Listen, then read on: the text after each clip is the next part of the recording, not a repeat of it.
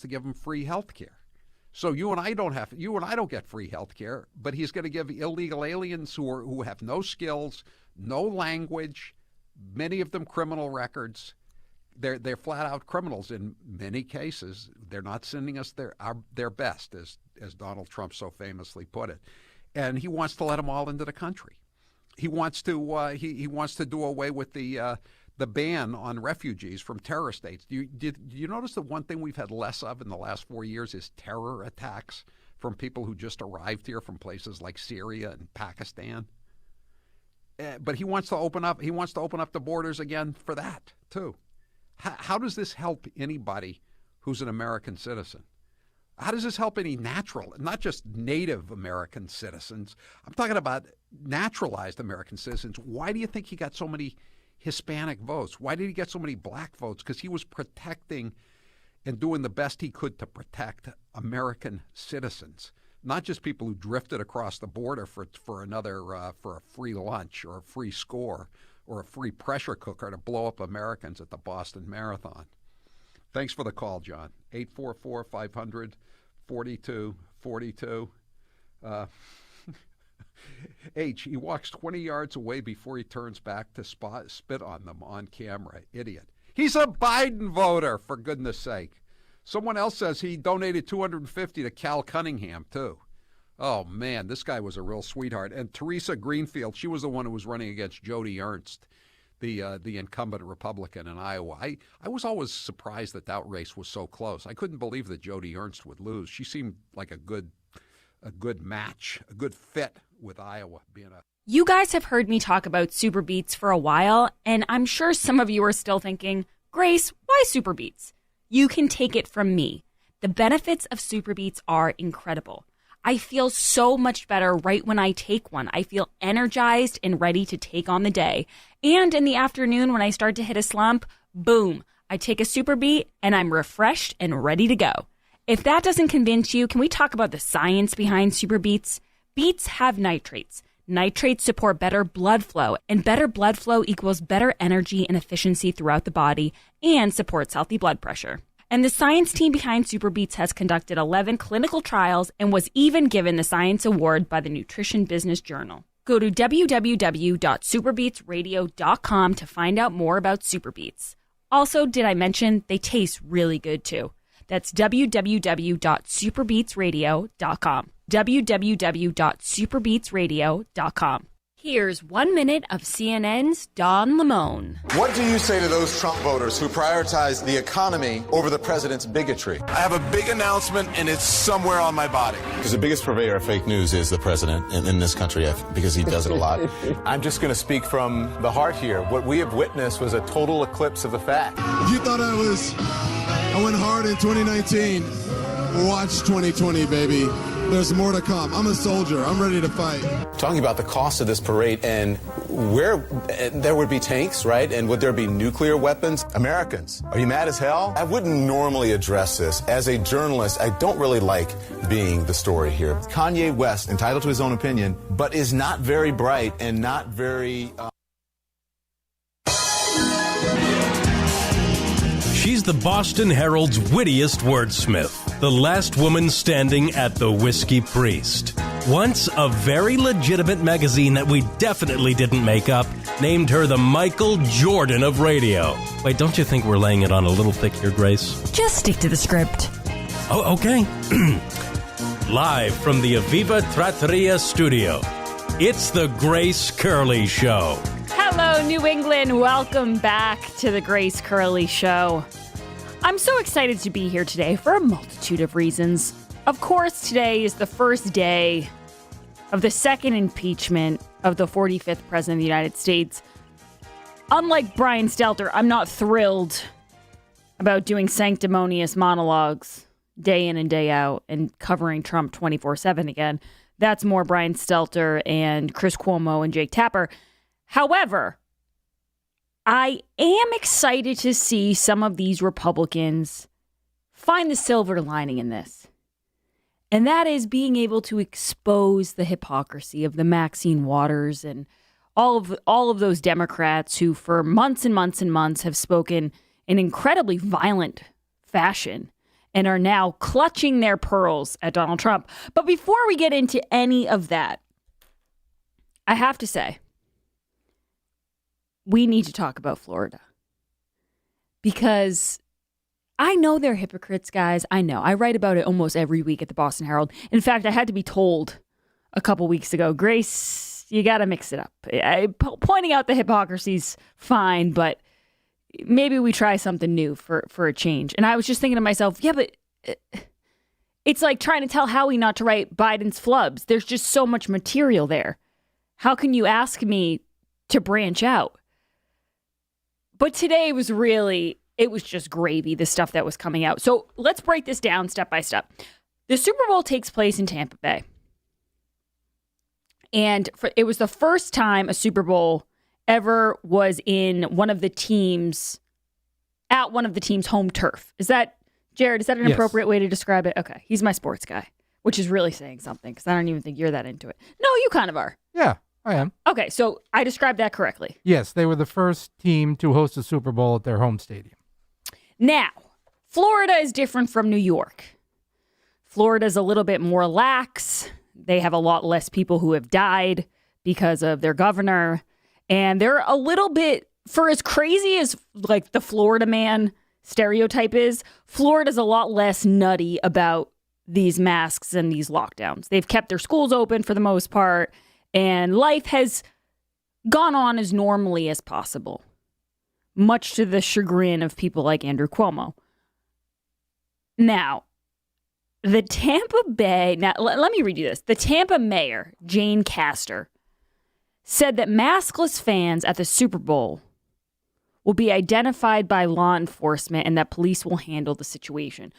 So there was a lot of, reveling in the streets after Tampa, the Buccaneers won. People were excited. That's what happens no matter what. Remember when Joe Biden became president and it was announced on November 7th and a lot of politicians like Mayor Lori Lightfoot and, New York Times reporters, they were all celebrating in the streets, and it was beautiful. Rollicking, I think is how it was described. It was fun.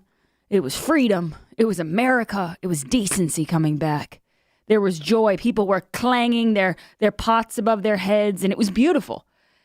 Well, so a similar thing happened in Florida. People were excited. And some people, like Governor Ron DeSantis, even took their masks down to have sips of beer during the football game. So Jane Castor comes out and says that she will identify, or they're trying to identify anyone who was maskless at the Super Bowl. And then something rather unfortunate happened for Jane. Someone tweeted out a picture of the mayor of Tampa sitting watching the Super Bowl next to a man who had a mask on, and she didn't have a mask anywhere in sight. It was not on her neck. It was not in her hand, as far as I can see. She was just freewheeling. The whole face was out. Can you say hypocrite? And yet, and that wasn't even the first example. I'm going to give you another one. And actually, if you guys want to check out a piece that really breaks this down, sometimes a lot of this stuff is on Twitter and I end up saying, oh, I saw this tweet. But Stephen Miller, who writes for Spectator, he wrote all about this in his latest piece, and it's titled Super Spreading Sanctimony at the Super Bowl. And he broke down a lot of these examples that I just mentioned, one of which is Molly Jong-Fast. You will remember her because I believe her name came up during the John Weaver incident. Ryan Gerdusky, who we had on the show, said Molly Jong-Fast was part of the reporters, I believe, I should double check this, who was trying to kill the story. Yes, I believe she was the main person that contacted him about not running the story. She's the editor-at-large at the Daily Beast. She tweeted out, while looking at the people celebrating the Buccaneers win, Florida is going to kill us all. Now, when protesters in central Moscow were chanting down with the Tsar in January, do you know what Molly Jung tweeted? This is amazing. And that's just one example. These examples are really everywhere you turn. People who at one point, and I'm going to read you from Stephen Miller because he breaks this down really well. He says, so what's behind the open and naked double standards being pushed in both corporate and social media? There isn't some grand diabolical strategy. It's pretty simple, actually. They are allowed to flaunt the rules and change how COVID affects a population based on the social causes they and political lines they espouse, and you aren't. It is that simple. COVID-19 doesn't affect racial protests or democratic victories. It will, however, kill everyone who attends a football game or has a private gathering in their home. Now, someone who would probably agree with Stephen Miller is Governor Ron DeSantis from Florida. He was caught having a beer, or he was caught without his mask on at the Super Bowl, and he said, how the hell am I going to drink a beer with a mask on? I feel the same way. I was caught rather recently putting my makeup on in a bathroom. There was multiple stalls. It was a pretty big bathroom. I was putting my makeup on for the show, and someone was not happy about that. And I kind of wanted to say, how am I supposed to put lipstick on with a mask on? It's kind of doesn't really add up. But the part of this that really gets you is people like Joe Scarborough.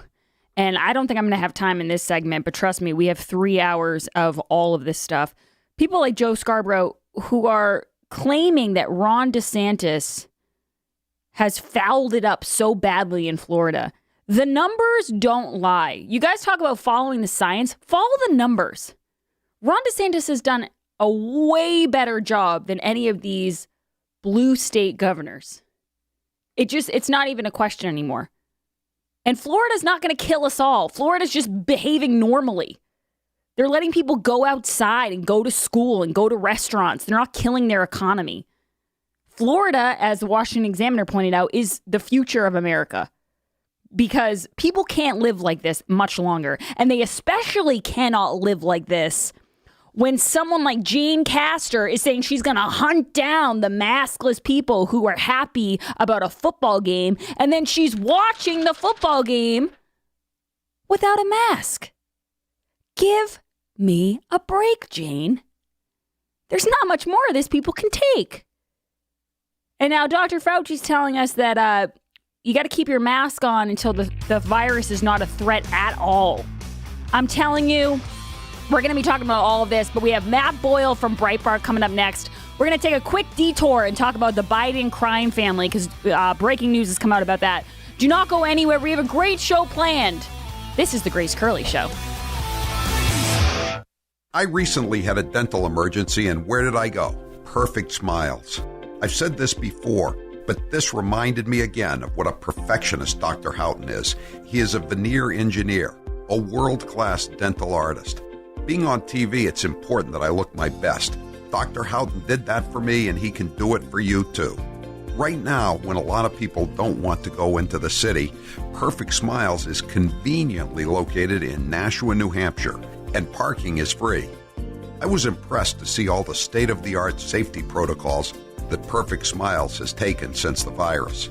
You'll feel safe and confident when you visit Perfect Smiles. Call 1-844-A-PERFECT-SMILE, 1-844-A-PERFECT-SMILE, or go to HowieCarrShow.com and click on the Perfect Smiles banner. You can also see my video at PerfectSmiles.com. Perfect Smiles. Change your smile. Change your life. Whether it's global warming, global cooling, or climate change, one thing's for certain, the progressive moonbats can't stop talking about it. We're talking about cities all over the world, major cities going underwater. You know, I've spent a lot of time now with these young students, and they're scared. And a lot of young people are even suffering from, they're calling it extinction illness. So that we can have people here who truly are committed to climate change, believe in climate change as though it's a religion, it's not a science. A woman whose dreams of motherhood now taste bittersweet because of what I know about our children's future. You have stolen my dreams and my childhood with your empty words. That curing cancer is going to be much more difficult when there's so much climate change and pollutants in the environment, because a lot of cancer is environmentally caused. Recognizing and acknowledging the link between animal agriculture and climate change is a very bold move, making tonight plant-based. You guys have heard me talk about Super Beets for a while, and I'm sure some of you are still thinking, Grace, why Super Beets? You can take it from me. The benefits of Super Beets are incredible. I feel so much better right when I take one. I feel energized and ready to take on the day. And in the afternoon, when I start to hit a slump, boom, I take a Super Beet and I'm refreshed and ready to go. If that doesn't convince you, can we talk about the science behind Super Beets?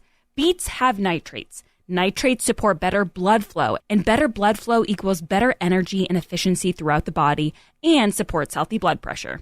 And the science team behind Super Beets has conducted 11 clinical trials and was even given the Science Award by the Nutrition Business Journal. Go to www.superbeetsradio.com to find out more about Super Beets. Also, did I mention they taste really good too? That's www.superbeetsradio.com. www.superbeetsradio.com. President Trump is clearly ethically unfit and intellectually unprepared to be the president of the United States.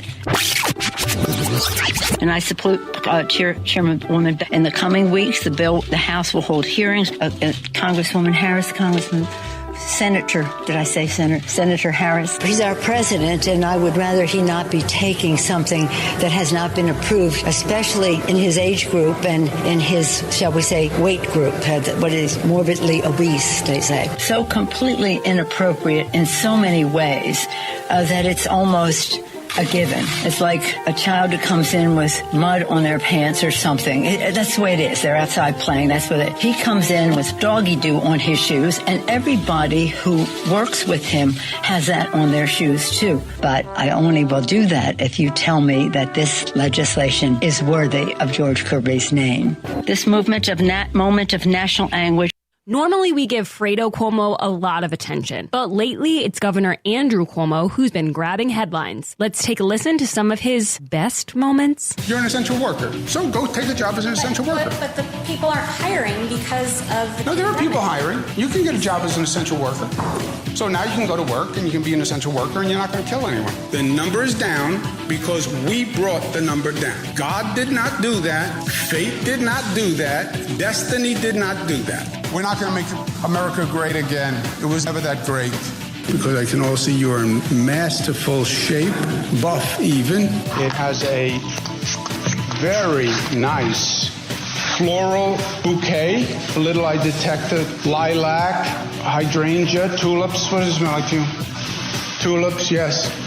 Floral bouquet. Because if that's who they are, and if they are the extreme conservatives, they have no place in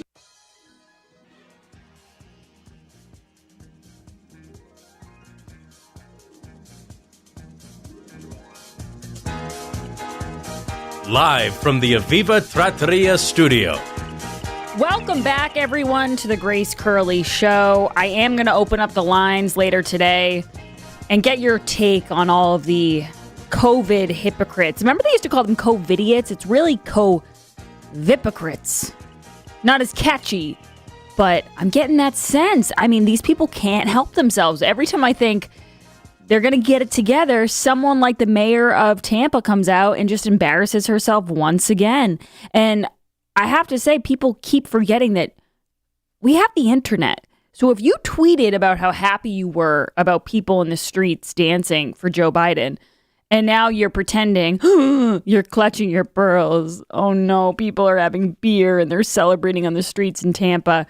We're going to remember that, and people are going to do a screenshot and they're going to do a side-by-side. That's how that works. But I'm happy because there's a lot of news to get to, and it just doesn't involve these hypocritical politicians. It also involves an entire hypocritical family. That would be the Biden crime family. And that's why I'm bringing on Matt Boyle. He's a guest, a friend of the show, Washington political editor at Breitbart News. You can find him on Twitter at MBoyle1, I believe. Matt Boyle, thank you for joining us. Yeah, thanks for having me. So, Matt, I wanted to start with the Biden interview with CBS that played, I think it was during, or it was either after or before the Super Bowl. And one moment that's garnering a lot of pushback, even from Democrats, is the conversation around Hunter's book. I want to play the cut, Matt, just so I can give people an idea of what's happening here. But Biden talked about the book with Norah O'Donnell, and I want to get your take. This is cut 21. You know, I'll bet there's not a family you know that doesn't have somebody in the family that had a drug problem or an alcohol problem. But the honesty with which he stepped forward and talked about the problem and the hope that it gave me hope reading it. I mean, it was like, my boy's back. You know what I mean? Anyway, I'm sorry to get so personal. Well, it's more than him getting personal, Matt. It's obviously him talking about a book and kind of promoting it on this major platform. What are your thoughts on that? Well, look, so first and foremost, Joe Biden's right that there are many people across America that have drug problems, and most people know a family member or a friend or something like that who's gone through it, and it's awful. But here's the deal. Joe Biden is the president of the United States right now. He is, by pushing this, he's promoting the enrichment of his family members using the office of the presidency to do so. And that's what he's essentially hawking and selling his son's book, which his son is going to make money off of from the sales of that book. This is a problem with the Biden family writ large. We call them the Biden Five. So Hunter Biden is one of them. His son-in-law, Howard Klein, is another one. His two brothers, Frank and James Biden, are the other five. And then there's Valerie Biden, his sister. All of them, over the course of his decades in public service, have made money off of Joe Biden being a senator, being vice president in the United States, and now they're cashing in on Joe Biden being president in the United States. This is a problem that we see across the board in politics, in both the Republican and Democrat parties, where career politicians oftentimes turn their power and their office into a cash cow for either themselves or their family members, or both in some cases. This has been a problem with the Biden family for a long time. My colleague here at Breitbart, Peter Schweitzer, who also runs the Government Accountability Institute, has done a number of books, deep dive investigations into the Biden family and other career politicians. And by the way, this is not something that's exclusive to the Democrat Party. Republicans are, in many cases, just as guilty, if not more so in some cases, than Democrats. And so this is a career politician, swamp politician thing. And this is a large part of the reason why people elected President Trump back in 2016 to begin with, because he was going to drain the swamp. And in many ways he did. He actually took on a lot of career politicians and cut a lot of this stuff out. But the problem persists. Career politicians are always going to do this. And we look at the various deals that happened with Biden's family members, whether it be Hunter Biden's deals with the Ukrainians and the Chinese, whether it be Frank and James and their various deals in Central America and in Iraq, and so on and so forth. This is a clearly very corrupt family that is seeking to cash in on the presidency now. And Joe Biden being out there front and center selling his son's book. Again, we all feel for him and his family and the drug problem. We understand that it's a real problem in this country, and Hunter Biden's situation is not unique. But at the same time, Joe Biden out there hawking books for his son means that he is directly, as president of the United States and commander-in-chief, seeking to enrich his own family members with an action that he made in that interview. And it's something that I think we're going to continue to see more of over the course of the Biden presidency. Look, we're only 3 weeks in, right? Like 2.5 weeks in. And the Bidens are already cashing in. And it's not just the Biden family, by the way. Mina Harris, who's the niece of Kamala Harris, has been warned by Biden transition and White House lawyers that she needs to cool it. She's been out there, too, using her aunt's position as now Vice President of the United States, then Vice President-elect, to try to enhance her image and reputation. And Matt, again, I want to stop you there for 1 sec, because I do think it's worth noting that former President Barack Obama's ethics chief, Walter Schaub, actually tweeted out after that interview between Joe and Norah O'Donnell. He said it is not acceptable for the President of the United States to be part of the book promotion tour. No. He later deleted the tweet. I'm sure he got plenty of pushback from the left-wing trolls. And I did see that about Nina, but I just want to stay on the Bidens here for 1 second, because I do have to ask you a little bit about Howard Klein. I did not know this story. And ABC put out a story, I think either today or yesterday. I saw that Peter Schweitzer mentioned that they are building on a story that he's already reported on. As you said, profiles and corruption. He's been talking about this for a long time. But can you kind of explain to people in just kind of the surface level, because I don't want to get too into the weeds, but who is Howard Crine and why does he have such a conflict of interest right now? So he is Ashley Biden's husband. So Ashley Biden is Joe's daughter, and so it's Joe's son-in-law. He's connected into a number of these different deals, and apparently when Joe was the vice president of the United States, actually created companies in the Oval Office when Joe was vice president back during the Obama administration, and then those became profitable. I highly encourage everybody to go and get a copy of Peter's book and read it for themselves and do their own research on this and look up Howard Crine, Breitbart, Peter Schweitzer, because I think you'll see a lot more on this. And there's definitely going to be a lot more that keeps coming out. But the pattern that we saw with the Biden family during his time in the Senate, then later as vice president, and now as president, is continuing and accelerating, where they are engaged in efforts to enrich themselves. So again, this Howard Crine character is going to be a major character. He's one of the Biden five, right? He doesn't have the Biden last name like Hunter, Valerie, Frank, and James do. But Howard Crine is just as involved because he's married into the family through Ashley's daughter. Look, the way these guys roll is a lot like the mob, right? It's a lot like the mob. Joe Biden's the clean guy that they put out there that doesn't get personally involved in it all. Now, again, the big guy with this interview, right? Yeah, he's the big guy, right? Like so, but they keep him out of the specifics of the deals as much as possible. But they trade in and cash in on the name, and we see this as a pattern that's emerged through emails that have been obtained, whether it be, the various emails that came out in the New York Post and other places in the lead up to the election, whether it be emails that we got.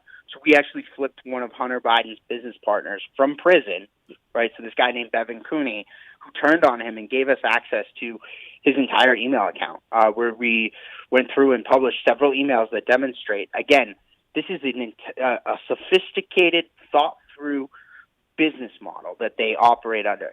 Then there's Tony Bobulinski, another business partner who later flipped after Bevan Cooney did on the Biden family as well. So, but again, the way they operate is a lot like the mob.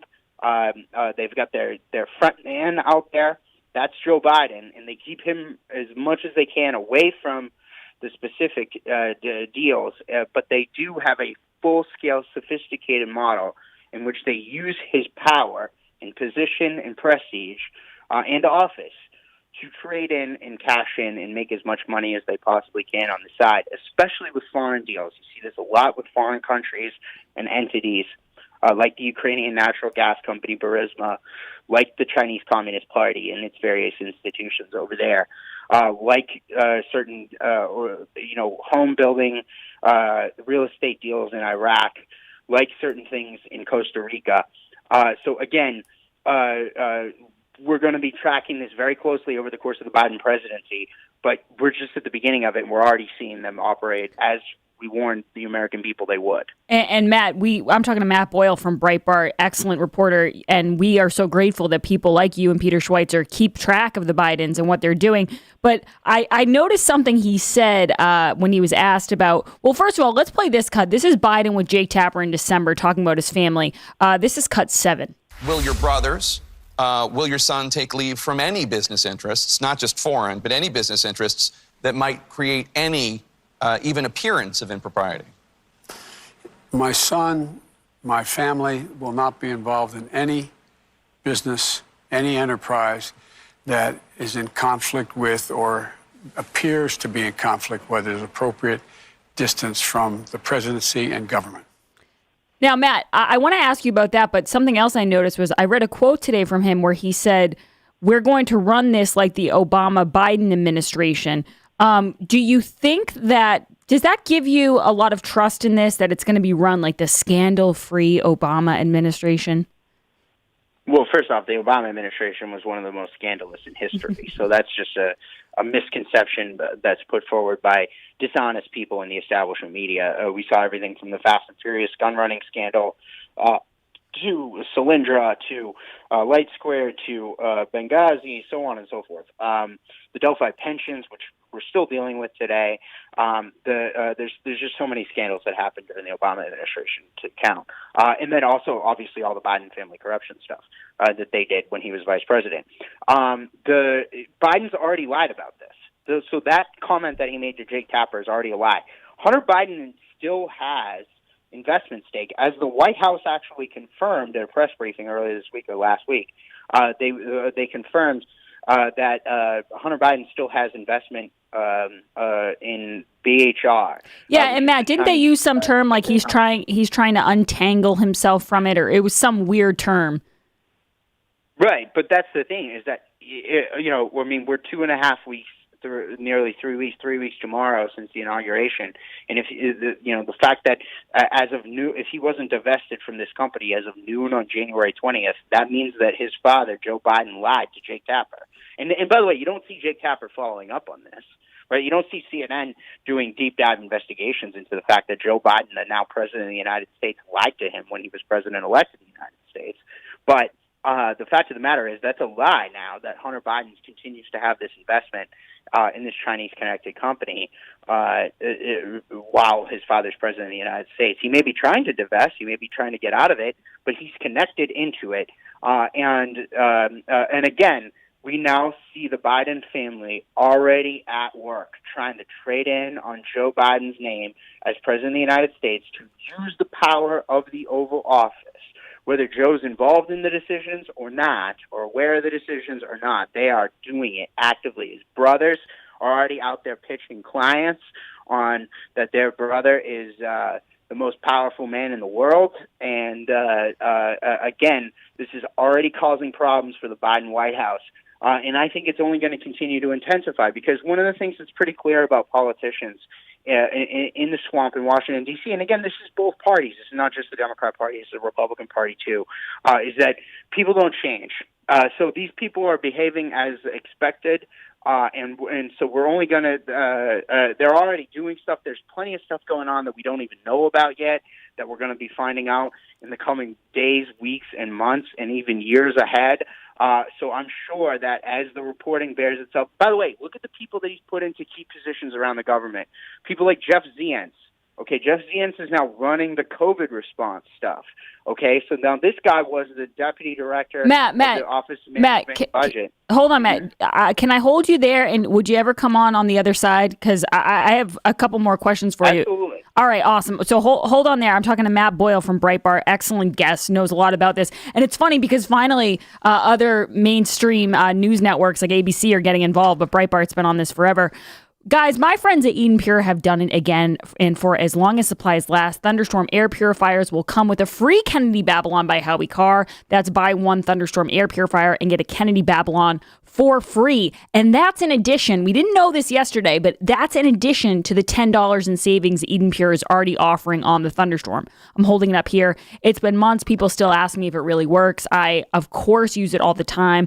My fiance likes to cook a lot at home, especially steaks and, meat and things like that. And the smell can linger. So I just turn on the Thunderstorm. It goes away in a second. Jared uses it for his comic books, the smell of the comic book smell. And I actually warmed up some shrimp scampi in the microwave today, and you didn't even know.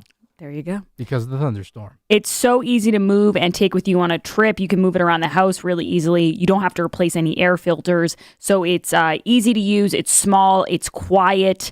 And it's just a really great thing to have in the house, especially in the winter when things can get really damp. Go to EdenPure.com and put in code word GRACEBOOK. The free book is while supplies last, so grab yours today. Some listeners found this deal over the weekend before we started promoting it, so it will run out pretty soon.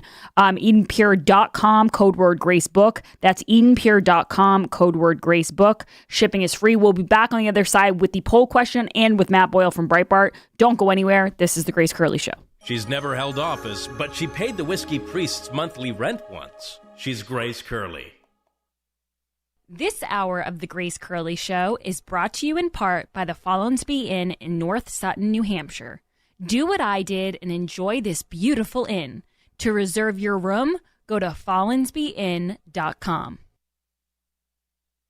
Joe Biden's plagiarizing prowess proves one thing: he's been stealing all his life. Why is it that Joe Biden is the first in his family ever to go to a university? Why am I the first Kinnick in 1,000 generations to be able to get to university? Why is it that my wife, who's sitting out there in the audience, is the first in her family to ever go to college? Why is Glenys the first woman in her family in 1,000 generations to be able to get to university? No, it's not because they weren't as smart. Does anybody really think that they didn't get what we had because they didn't have the talent? It's not because they didn't work as hard. Or the strength, or the endurance, or the commitment. Of course not. It's because they didn't have a platform upon which to stand. It was because there was no platform upon which they could stand. I should have said, to paraphrase Neil Kinnock, it's the only time I didn't, in all the times I've ever used it. Come on, man. Hair loss is not one of life's more enjoyable experiences. If you're looking to fill in your hairline or reverse years of hair loss, DiStefano Hair Restoration will create a result that will be a transformative experience. The result of my IGT procedure was quite remarkable. I now have fuller, thicker hair, so I can even wear it a bit longer. There are a few major decisions I've made in my life that I wish I did sooner. My hair restoration is number one.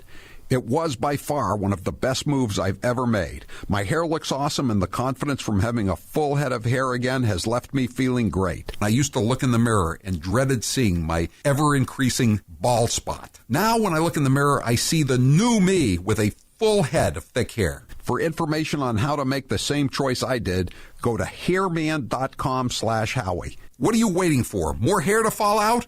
Get the hair you've always wanted. hairman.com/Howie. It's story time with Grace Curley. What do you think was the funniest moment of the Howie Carr show? The funniest moment of the Howie Carr show for me was when we were doing the death pool and someone called up and Howie said, "You're next on the Howie Carr show. Who do you want for the death pool?" And the person said, "Howie Carr."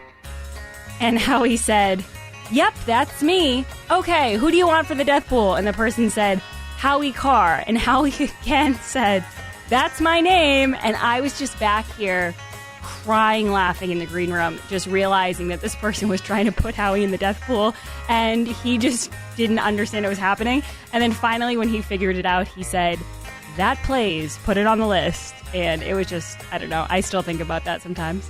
Catch all of Grace Curley's stories weekdays right before Howie from 12 to 3 on The Grace Curley Show. And follow Grace on Twitter at G_Curley.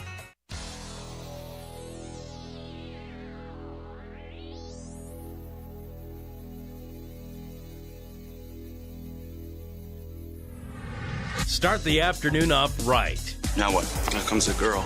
Here she is. This is just the best part of my day. It's Grace Curley. Welcome back to the Grace Curley Show. Today's poll question is brought to you by the Eden Pure Thunderstorm. Buy a Thunderstorm air purifier and get a free copy of Howie's best-selling book, Kennedy Babylon. That's in addition to the $10 in savings Eden Pure is already offering on the Thunderstorm. This is while supplies last, so order today at EdenPureThunderstorm.com with code word GraceBook.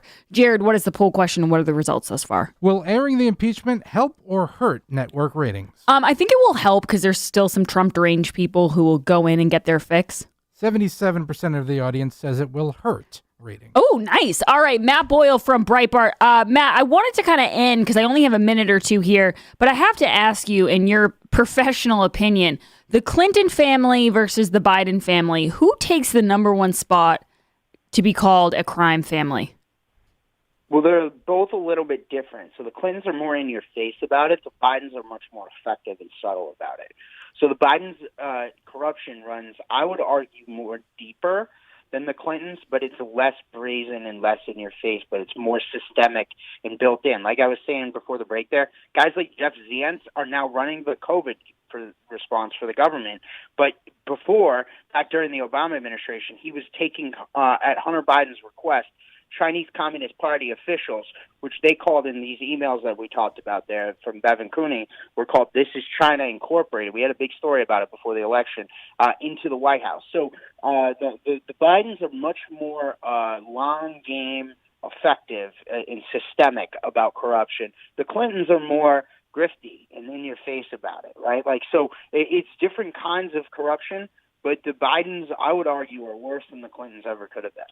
Now, Matt, I have to ask you about between you said the Biden 5, and so we only have a few seconds left here. But my question would be: out of all of those 5, who does Joe have to worry about the most? For a while, it seemed like it was Hunter, but these two brothers are making me think that they might be more of a headache for Joe than Hunter could ever be.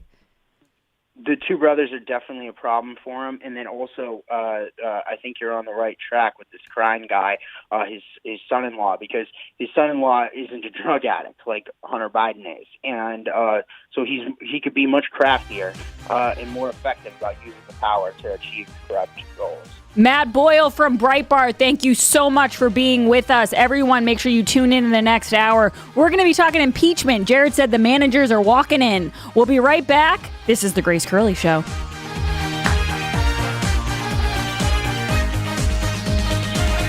I don't mean to brag, but I'm a great gift giver. My problem, though, is that I always forget about Valentine's Day. Thankfully, the Howie Carr Show has great sponsors that have me covered this February 14th, and they can help you out, too. Flowers are a must, so I'm going to order a beautiful bouquet of roses through 1-800-Flowers. Just going to go to 1-800-Flowers.com, click microphone, enter code Howie, and take advantage of these discounts. Ooh, I can even double my order for even more savings. Oh, she'll love that. Let's see, what else? Ooh, I bought her some new earrings for Christmas. The Kathy Ireland Gem Spa is perfect for keeping those as stunning as they were in the display case. MyGemSpa.com and code word GRACE gets me 20% off. Nice. What else? Ooh, candles. I know Old New England Soap has those Woodwick soy candles to keep the house smelling fresh. OldAnySoap.com. Oh, wow, they have a lot of candles and soaps to choose from. This is going to take some time. Oh, speaking of scents, she's been nagging me to get rid of that funky smell in the basement. Good thing the Thunderstorm Air Purifier is $10 off with code word Howie at EdenPure.com. That's it. All done. Thanks to our great sponsors for saving me time and money this Valentine's Day. And now, a minute of wisdom from Alexandria Ocasio-Cortez. Millennials and people and, Gen Z and all these folks that come after us are looking up, and we're like, the world is going to end in 12 years if we don't address climate change. And your biggest issue is your biggest issue is how are we going to pay for it? And this is the war. This is our World War II. I think that there's a lot of people more concerned about being precisely, factually, and semantically correct than about being morally right.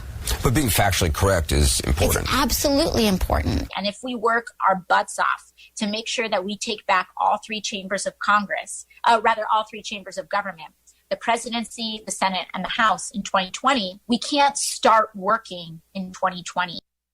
Joe Biden's plagiarizing prowess proves one thing: he's been stealing all his life. Let us pledge that our generation of Americans will pay any price. We shall pay any price. Bear any burden. Bear any burden. Accept any challenge and meet any hardship. Meet any hardship. To secure the blessings of prosperity and the promise of opportunity for our children. To assure the survival and the success of liberty. But this standard is not a measure of how we can evaluate the condition of our society. It cannot measure the health of our children. Yet the gross national product does not allow for the health of our children. The quality of our education. The quality of their education.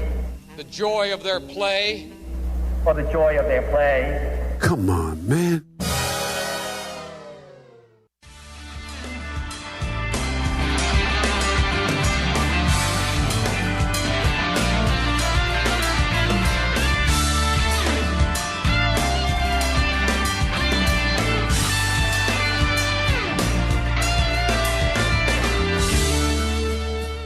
You've been hearing me talk about Super Beets for a while now, and I'm sure some of you are still thinking, why Super Beets? You could take it from me. The benefits of Super Beets are incredible. I take them twice a day, once in the morning when I get up, even before I have my first cup of coffee, and the other time in the afternoon, right before the show. It gives me a burst of energy. It's great for my blood pressure. It's good for circulation. It just makes you feel better. If that doesn't convince you, we can talk about the science behind Super Beets. Beets have nitrates. Nitrates support better blood flow, and better blood flow equals better energy and efficiency throughout the body, and even supports healthy blood pressure. But Super Beets does so much more than eating regular beets and is unparalleled compared to other beet powders. Just one scoop of Super Beets has the nitric oxide equivalent of 3 whole beets. Go to superbeetsradio.com/Howie and try out Super Beets yourself. www.superbeetsradio.com/Howie. www.superbeetsradio.com/Howie.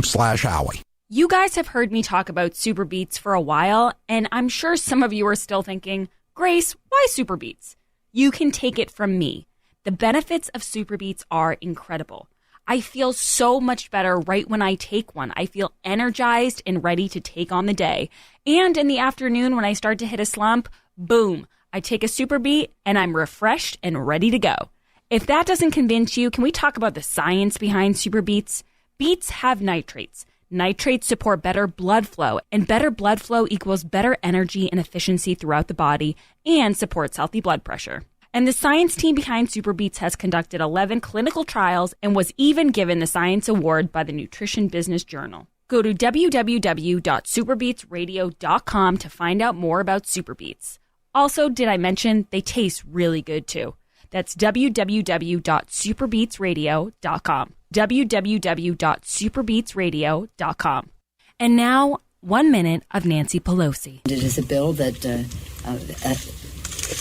is much needed for our farmers and ranchers. I think there are only 47 votes against it in the House of Representatives. The American people should know the source of it. Again, we are engaged in the year-end continuing resolution, Homeland Security. I'm not sure. No, I haven't spoken to him since he called the other day, which was a very amicable conversation. Amiable, I guess you would say, not amicable. And I talked to Chuck last night to say, we haven't had an answer. There are other things that are going on that are newsworthy, and I think you'd have more viewers or readers if people address concerns that people have. The list goes on about the This is Charlie Baker. Hey everybody, Charlie Baker here. And these are his friends. I got a text message the other day from a friend of mine who is no fan of most of what I've done over the course of the past 10 months. In the world of Charlie Baker and his friends, the real world of panic porn, political leaders cannot survive without absolute power, and the public can't be expected to blindly follow orders without first hearing a made-up story. And he was texting me from the hospital during a moment when he wasn't on a machine. And he got it at an event where no one wore masks. And he said, now that I have it, I get how brutal this can be. It's a confusing, nonsensical, follow-the-science world, but it's the only world they know. And honestly, I'm scared to death, not just for me, but for my family. And they're the only friends Charlie Baker has. It's story time with Grace Curley. Tell me the story about driving back from the Matthews Brothers remote. I was driving the mailer manager's car, and then she was driving their other car. She had Howie in her car, and I was by myself. And it was a snowstorm, and it was really, really, really bad. Like, I'm talking the worst conditions I've ever had to drive on in my entire life. It was so scary. I was sweating. I don't think I got home till like 3 in the morning. And I was like, I have to come in tomorrow and tell the mailer manager I can't do that again. And when I came in and, I kind of built up the courage to say it, and she looked at me and she said, you can't do that again. I was sweating. My whole back was sweating. I'm never doing that again ever. So now if there's even like a little bit of snow coming, she'll say to me, do you want to stay at the hotel, or do you want to, what should we do? How should we plan for this? Catch all of Grace Curley's stories weekdays right before Howie from 12 to 3 on The Grace Curley Show. And follow Grace on Twitter at @G_Curley. He is the youngest senator that is going to be running. In his video, he also mentioned he's the only senator that lives in the inner city, and he's an unmarried vegan. So a lot of very unique qualities Cory Booker brings to the table, Kate. Now, I appreciate the comments of my colleagues. This is about the closest I'll probably ever have in my life to an I am Spartacus moment. I am Spartacus. I am Spartacus. Joey, Do you like movies about gladiators? Have you ever had an LGBTQ law clerk? I've not been a judge, so I don't have any law clerks. Someone working for you. I'm to be honest, I don't know the sexual orientation of my staff. When Dick Durbin called me, I had tears of rage when I heard about this experience. She's the Boston Herald's wittiest wordsmith, the last woman standing at the Whiskey Priest. Once a very legitimate magazine that we definitely didn't make up named her the Michael Jordan of radio. Wait, don't you think we're laying it on a little thick here, Grace? Just stick to the script. Oh, okay. Live from the Aviva Trattoria studio, it's the Grace Curley Show. Welcome back, New England. Thank you for joining the Grace Curley Show. As promised, we will be talking about this impeachment sham. And I think it's important to talk about because it's such a colossal waste of time, and it's really a slap in the face to taxpayers everywhere. Similar to the first impeachment. Remember that, Jared? That felt like it was a million years ago. So for the next 2 weeks, maybe 2 to 3 weeks, Jake Tapper and Chris Cuomo can deliver beautiful virtue signaling monologues about how terrible Orange Man Bad is. It will make them feel very good, very important, very serious. And they'll keep reminding you guys that you are racist, credulous boomer rubes who they're trying to forgive. They're trying, but they can't give you absolution just yet. So. And we are already off to a rousing start. Oh, okay. So I got to break this down for everyone. I was in here and I was just kind of doing prep for the next hour. And there was a loud noise that just came from the green room. Laughter galore. Jared, what happened? Senate Majority Chuck Leader Chuck Schumer. Senate. You'll understand that in a minute. Senate Majority Leader Chuck Schumer stepped up to his podium and began the resolution.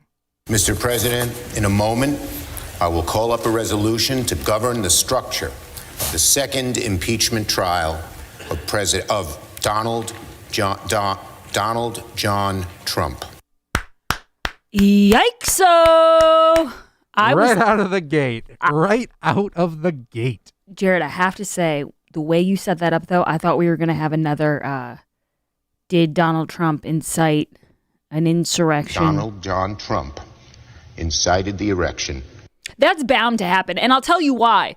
That is bound to happen because they're already slipping. Willie Geist today was on Morning Joe just looking like, there was nothing going on behind his eyes at this point. He watches Joe Scarborough go on these monologues and he just looks very sad.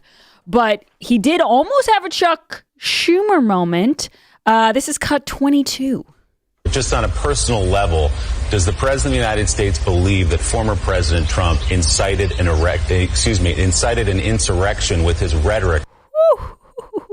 Close one, Willie. Insurrection rhetoric.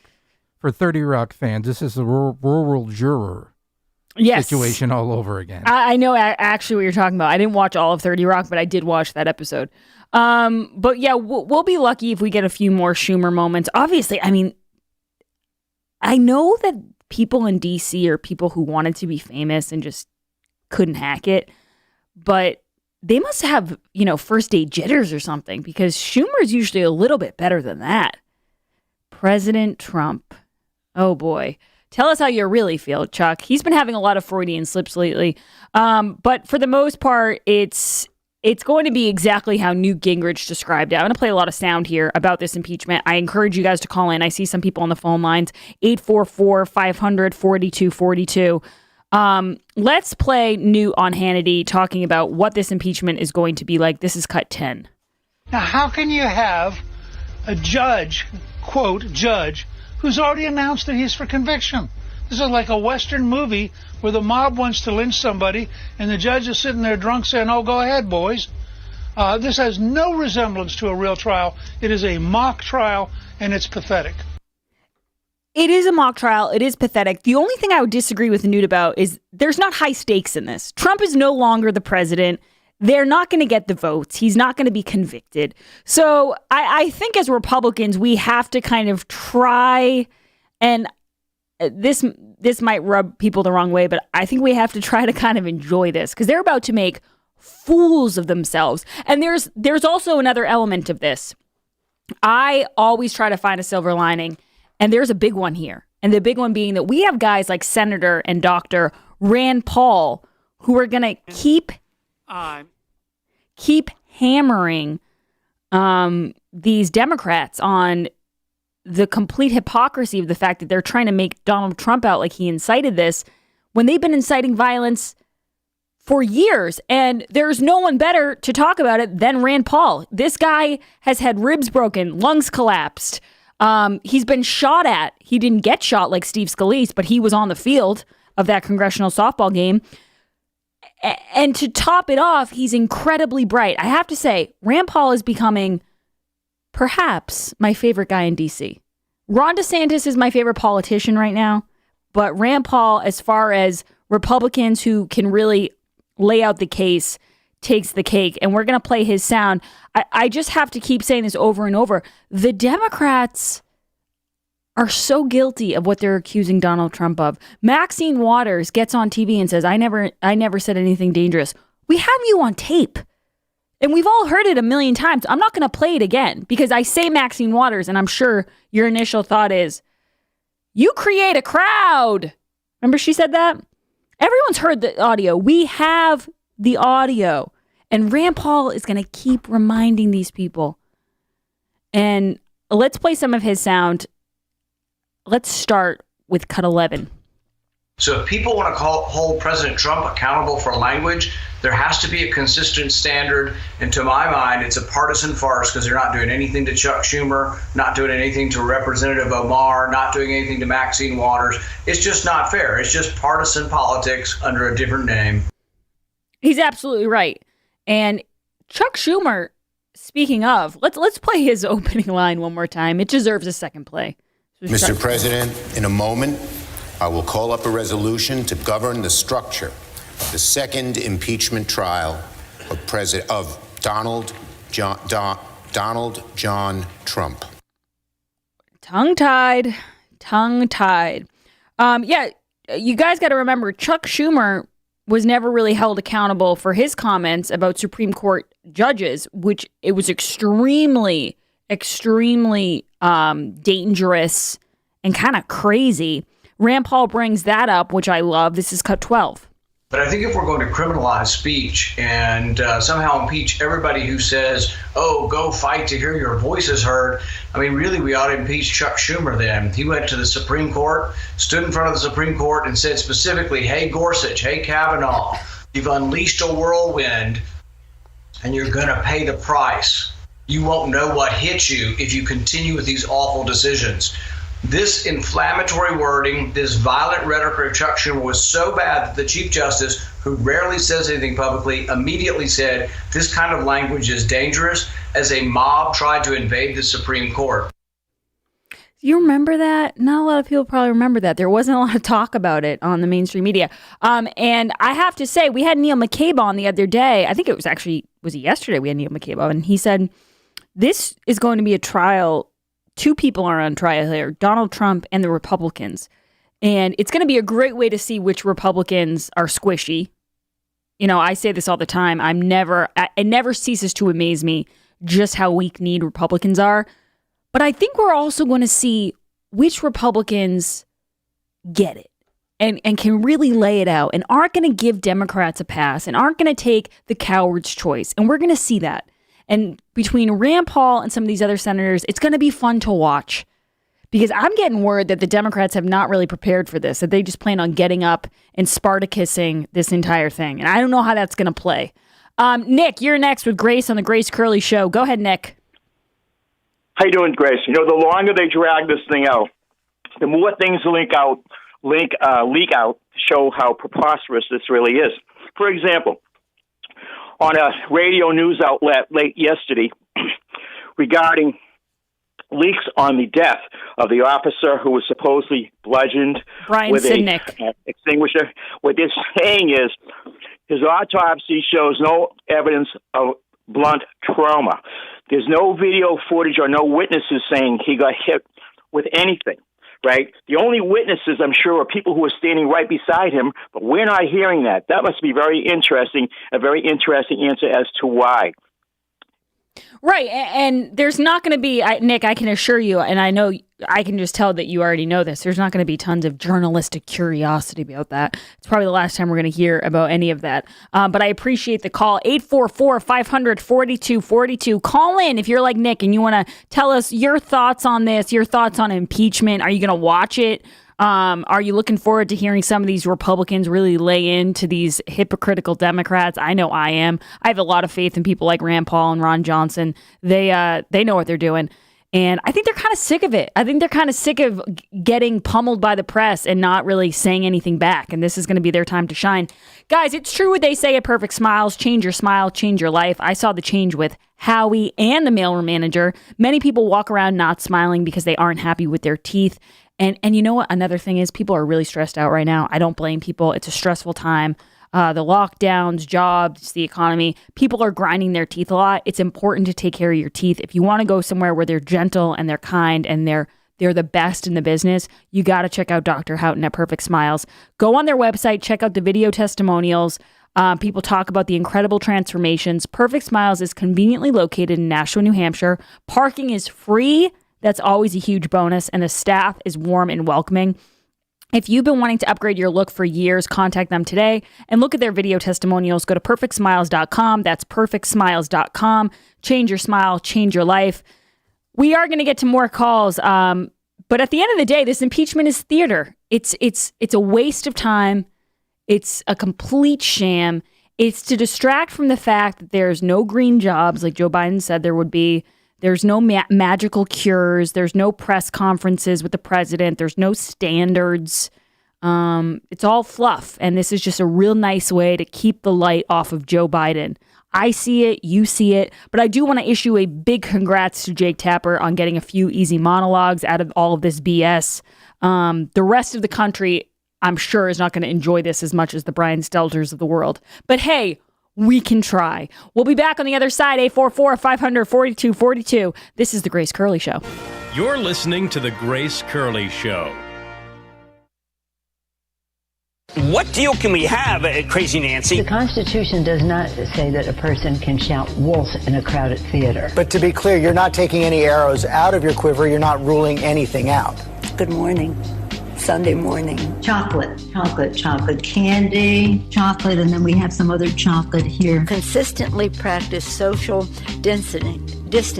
Why does AOC complain that you have not been grooming younger people for leadership? I don't know. You'll have to ask her. That was kind of sharp. I'm not a big needle taker. I mean, I had a hard time getting my ears pierced. I'm not a big needle taker. I mean, Mother Earth is angry. She's telling us. What do you think is causing this erratic behavior? I think that the president has always had erratic behavior. I have ice cream in my freezer. I guess that's better than having Lysol in somebody's lungs. Civilization as we know it is at stake. I don't drink, but I'm happy to have ice cream with anybody, anytime. Cory Booker said it best. There are definitely moments where you listen to Joe Biden and you just wonder. Here's stumbling and mumbling Joe Biden. David Duke, the former leader of the KKK. The Ku Klux Klan is the Ku Klux Klan. 8 more years of Donald Trump will change America in a fundamental way. But if Donald Trump is reelected, Freudian slip, and the demagogues around the world. We also have a mechanism to control drug prices. Folks at the folks at Health and the Health Department in the United States, HHS, it would put 720 million women back in the workforce. I never ever thought that I'd see what I saw in Charlotte. Would you or would you not rejoin the TPP, yes or no? I would not rejoin the TTP. Well, they're going out and getting G5 and going to dominate. I mean, what are we doing? The bills that the future president here, that the senator's talking about. Here's 1 minute of President Eric Swalwell. Chris, so far, the evidence is uncontradicted that the president used taxpayer dollars to ask the Ukrainians to help him cheat an election. But I will always be real with you. I will be bold without the bold. Welcome to my fellow candidates, whom I consider we are all a part of being the Avengers. The Republicans in 2016, that was the Hunger Games. And, you know, it's said often that history doesn't repeat itself, it rhymes. And we heard a lot of rhymes yesterday. My wife, Brittany, also wants you to know we've got 2 beautiful children, Nelson and Cricket. But the decision to have children was her choice. I'm the only candidate calling for a ban and buyback on every single assault weapon. Again, we have to have an ankle monitor on this president. This is the worst possible time for a serial offender like him to be running around unsupervised.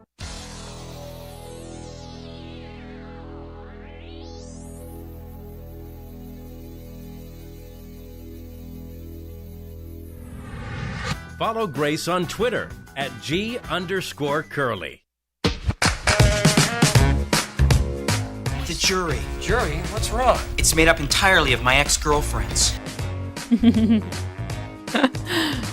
That's how Donald Trump's going to feel. There's going to be a lot of people who are just giving him this stink eye. And I said it in the first segment. I'll say it again. I think this is one that I would really like to watch because the first one was so ridiculous. But this one, I think, is even worse because so many people have bigger fish to fry right now. And a lot of Joe Biden's supporters were told that right now it'd be all about Biden and his agenda and the Green New Deal. And the fact that it's still, as Chuck Schumer pointed out, all about President Donald Trump is a wee bit concerning for the people who voted for Joe Biden and the people who pretend they never want to talk about Trump again. For 4 years, you wanted him out. And here comes the spotlight, Trump's center stage, and it's going to be all about him. And the difference now is he's going to have a lot of people who are, the stakes are non-existent. He is no longer the president. So he's going to send out people to just destroy their argument and make fools of them, which is not hard to begin with. It's going to be a thing of beauty. And the past 4 minutes of Jamie Raskin's opening debate argument has been the impeachment manager's video, which is clips of the quote-unquote insurrection interspersed with President Trump and blah, blah, blah, blah. So they've already screwed up his name. Now they're showing a video like it's substitute teacher class time, or it's like the Friday before early dismissal for summer, and he just put a video on. Well, I'm confused, though, because I haven't seen any star wipes yet. Credit to the editing team. I'm confused, though, because there was rumors that Republicans were going to have a video of, you know, a reel of Democrats like Maxine Waters and Chuck Schumer saying dangerous, insightful words. And Brian Stelter said he compared it to a Sean Hannity monologue. So I thought videos were no good, and now they're using a video. They're stealing Kayleigh McEnany's tactic, and they're putting up a reel. Pretty much. Oh, and they actually had subtitles, and a dirty word just crawled across Fox. That's bad. I have to say, Jamie Raskin, he's really the tip of the iceberg when it comes to these impeachment managers. Eric Swalwell has to be the most embarrassing one. I mean, the guy it was just kind of, the story just broke. I mean, a lot of these politicians have known about it forever, but the story about Eric Swalwell and his Chinese spy friend came out, and a lot of people thought he should be taken off the Intel committee, and Nancy Pelosi did not do that. But then that wasn't enough. It wasn't enough just to say to people, listen, I so don't care about optics and what Republicans think and, you know, national security, but I'm going to make him an impeachment manager. It really puts the cherry on top of this entire joke. Before we talk more about it, and feel free to call in 844-500-4242, we do have to get to the poll question. Today's poll question is brought to you by the Eden Pure Thunderstorm. Buy a Thunderstorm air purifier. I'm holding it up right now for the camera. And get a free copy of Howie's best-selling book, Kennedy Babylon. That's in addition to the $10 in savings Eden Pure is already offering on the Thunderstorm. This is while supplies last, so order today at EdenPureThunderstorm.com with code word GraceBook. Jared, what is the poll question and what are the results thus far? Will airing the impeachment help or hurt network ratings?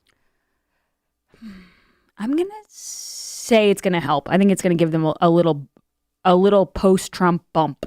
Just 21% of the audience says it will help. So David Marcus from The Federalist, he's on Fox a lot. He had a great piece about Joe Biden and how Joe Biden will not say where he stands on impeachment.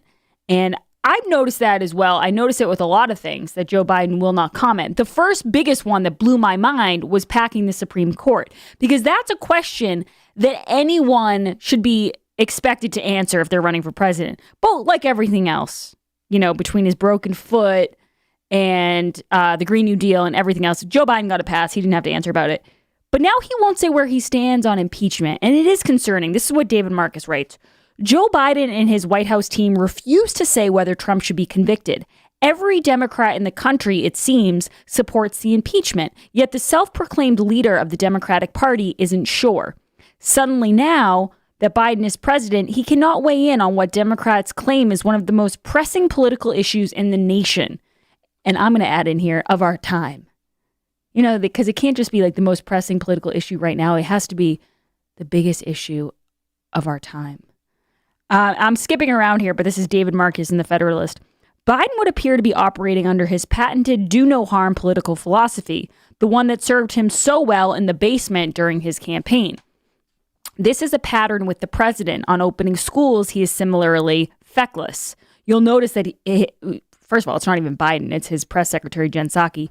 They won't say whether or not they should open schools. They say like, oh, you know, we're leaving it up to we trust the teachers' unions and they'll come to some sort of conclusion. And this goes on. I will get to it. But first, I promise I get to some calls here. Mike, you're next with Grace on the Grace Curley Show. Go ahead, Mike. How you doing? Thank you for taking my call today. Sure thing.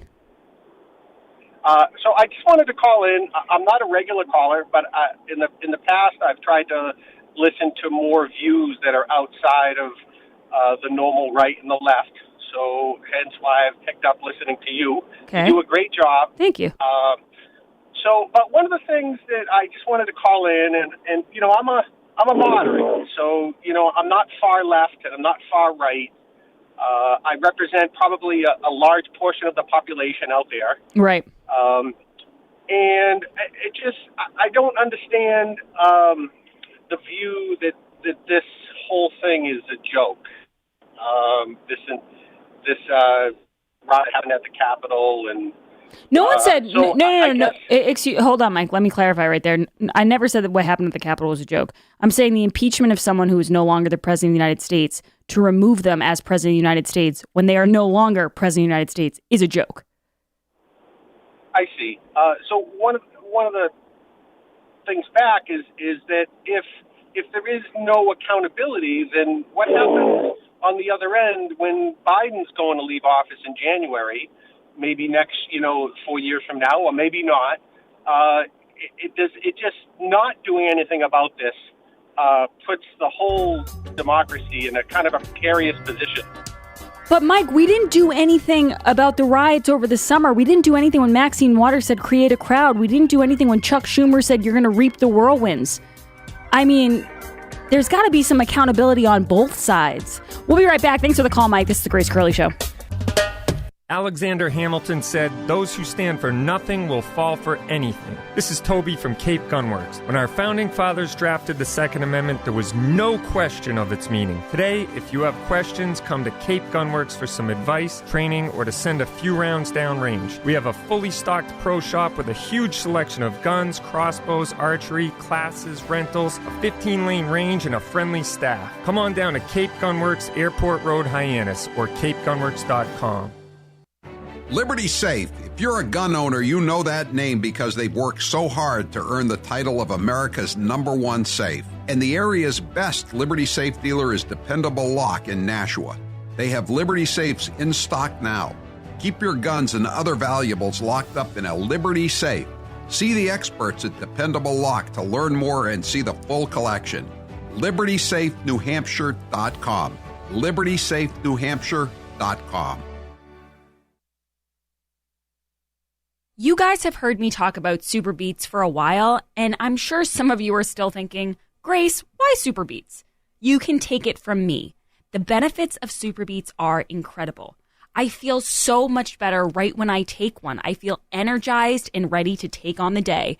And in the afternoon when I start to hit a slump, boom, I take a Super Beet and I'm refreshed and ready to go. If that doesn't convince you, can we talk about the science behind Super Beets?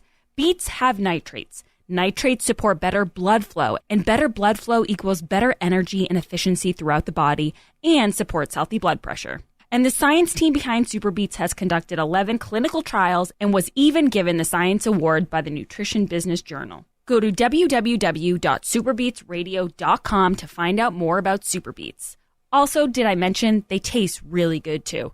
That's www.superbeetsradio.com. www.superbeetsradio.com. Everyone knows I love coffee and I'm not giving it up. I know that it would keep me up from time to time, but no longer with Balance 7. Balance 7 is a clear mineral liquid that you take 3 times a day to break down the acid in your body. When it does this, you'll feel better, and me, I sleep better. Often I'm asked to try products and I could be very skeptical on their claims. But with Balance 7, it was all 100% true. With Balance 7, I didn't feel my energy starting to flag as the day wore on. Because by sleeping better at night, it also gave me mental clarity during the day. Balance 7 is a highly alkalizing concentrate. That means it reduces the acids that have built up in your body. Balance 7 is also known for reducing acid reflux and heartburn as it did for the mailroom manager. Balance 7 is made of safe, all-natural ingredients. If you suffer from heartburn, acid reflux, or sleep issues, you should give Balance 7 a try. Order the 8-ounce 12-pack supply at balance7.com. Put in code word Howie. You will save $10 and you'll also get free shipping. Balance7.com.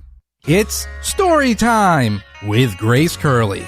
Tell me the story about the time you got pulled over by the police with Howie in the car. Howie and I were going on a remote, and I was driving at the time the Howie Carr, which was Howie's face wrapped around this car. And a police officer pulled us over, and he was really just asking a lot of questions about the car. And then he said to me, "Do you know how fast you were going?" And I was like, I don't know, but I didn't think I was going that fast. Then he started talking to Howie, and Howie offered him a book. He said he couldn't take it, but he said he was a big fan. And then by the end of it, it became very clear to me that he had really just pulled us over because he was a fan of Howie and wanted to meet him. To this day, that is the only time I've been pulled over for speeding, and I was not speeding. So I blame Howie for that. Catch all of Grace Curley's stories weekdays right before Howie from 12 to 3 on The Grace Curley Show. And follow Grace on Twitter at @G_Curley. Here's 1 minute of CNN's Don Lemon. What do you say to those Trump voters who prioritize the economy over the president's bigotry? I have a big announcement, and it's somewhere on my body. Because the biggest purveyor of fake news is the president in this country, because he does it a lot. I'm just going to speak from the heart here. What we have witnessed was a total eclipse of the fact. You thought I went hard in 2019. Watch 2020, baby. There's more to come. I'm a soldier. I'm ready to fight. Talking about the cost of this parade and where there would be tanks, right? And would there be nuclear weapons? Americans, are you mad as hell? I wouldn't normally address this. As a journalist, I don't really like being the story here. Kanye West, entitled to his own opinion, but is not very bright and not very, when it comes, I'm talking about this issue, not overall. So we have to stop demonizing people and realize the biggest terror threat in this country is white men, most of them radicalized right up to the right.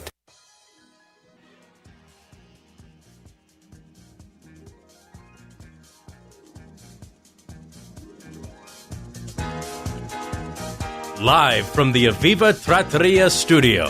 Hello, everyone. Welcome back to the Grace Curley Show. I hope you're having a nice Tuesday. I'm here with Jared Diglio, and Jared is, he's taking the brunt of the work today. He's having to watch the impeachment as the show goes on.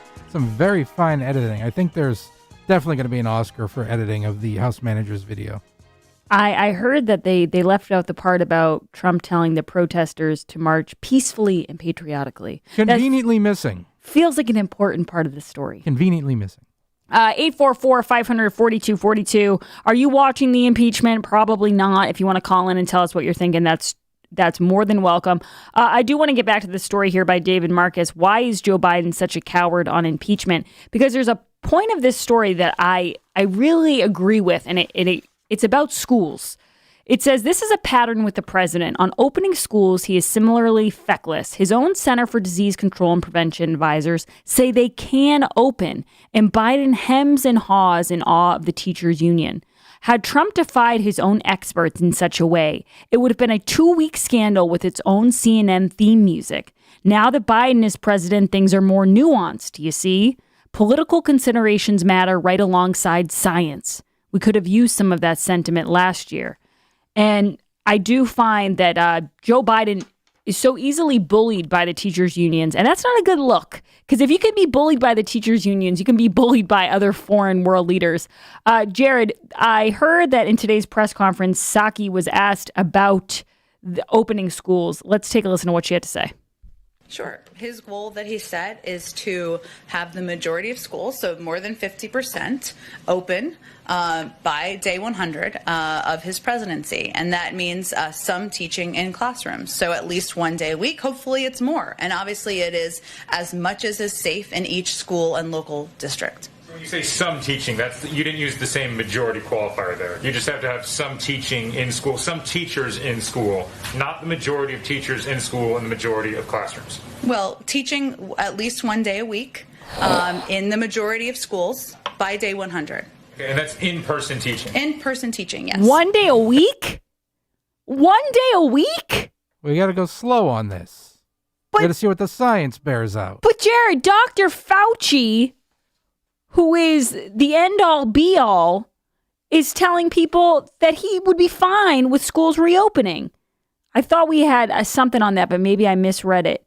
Am I crazy, or did Fauci say that yesterday, the schools could reopen? I mean, I don't know why Biden is letting this go on.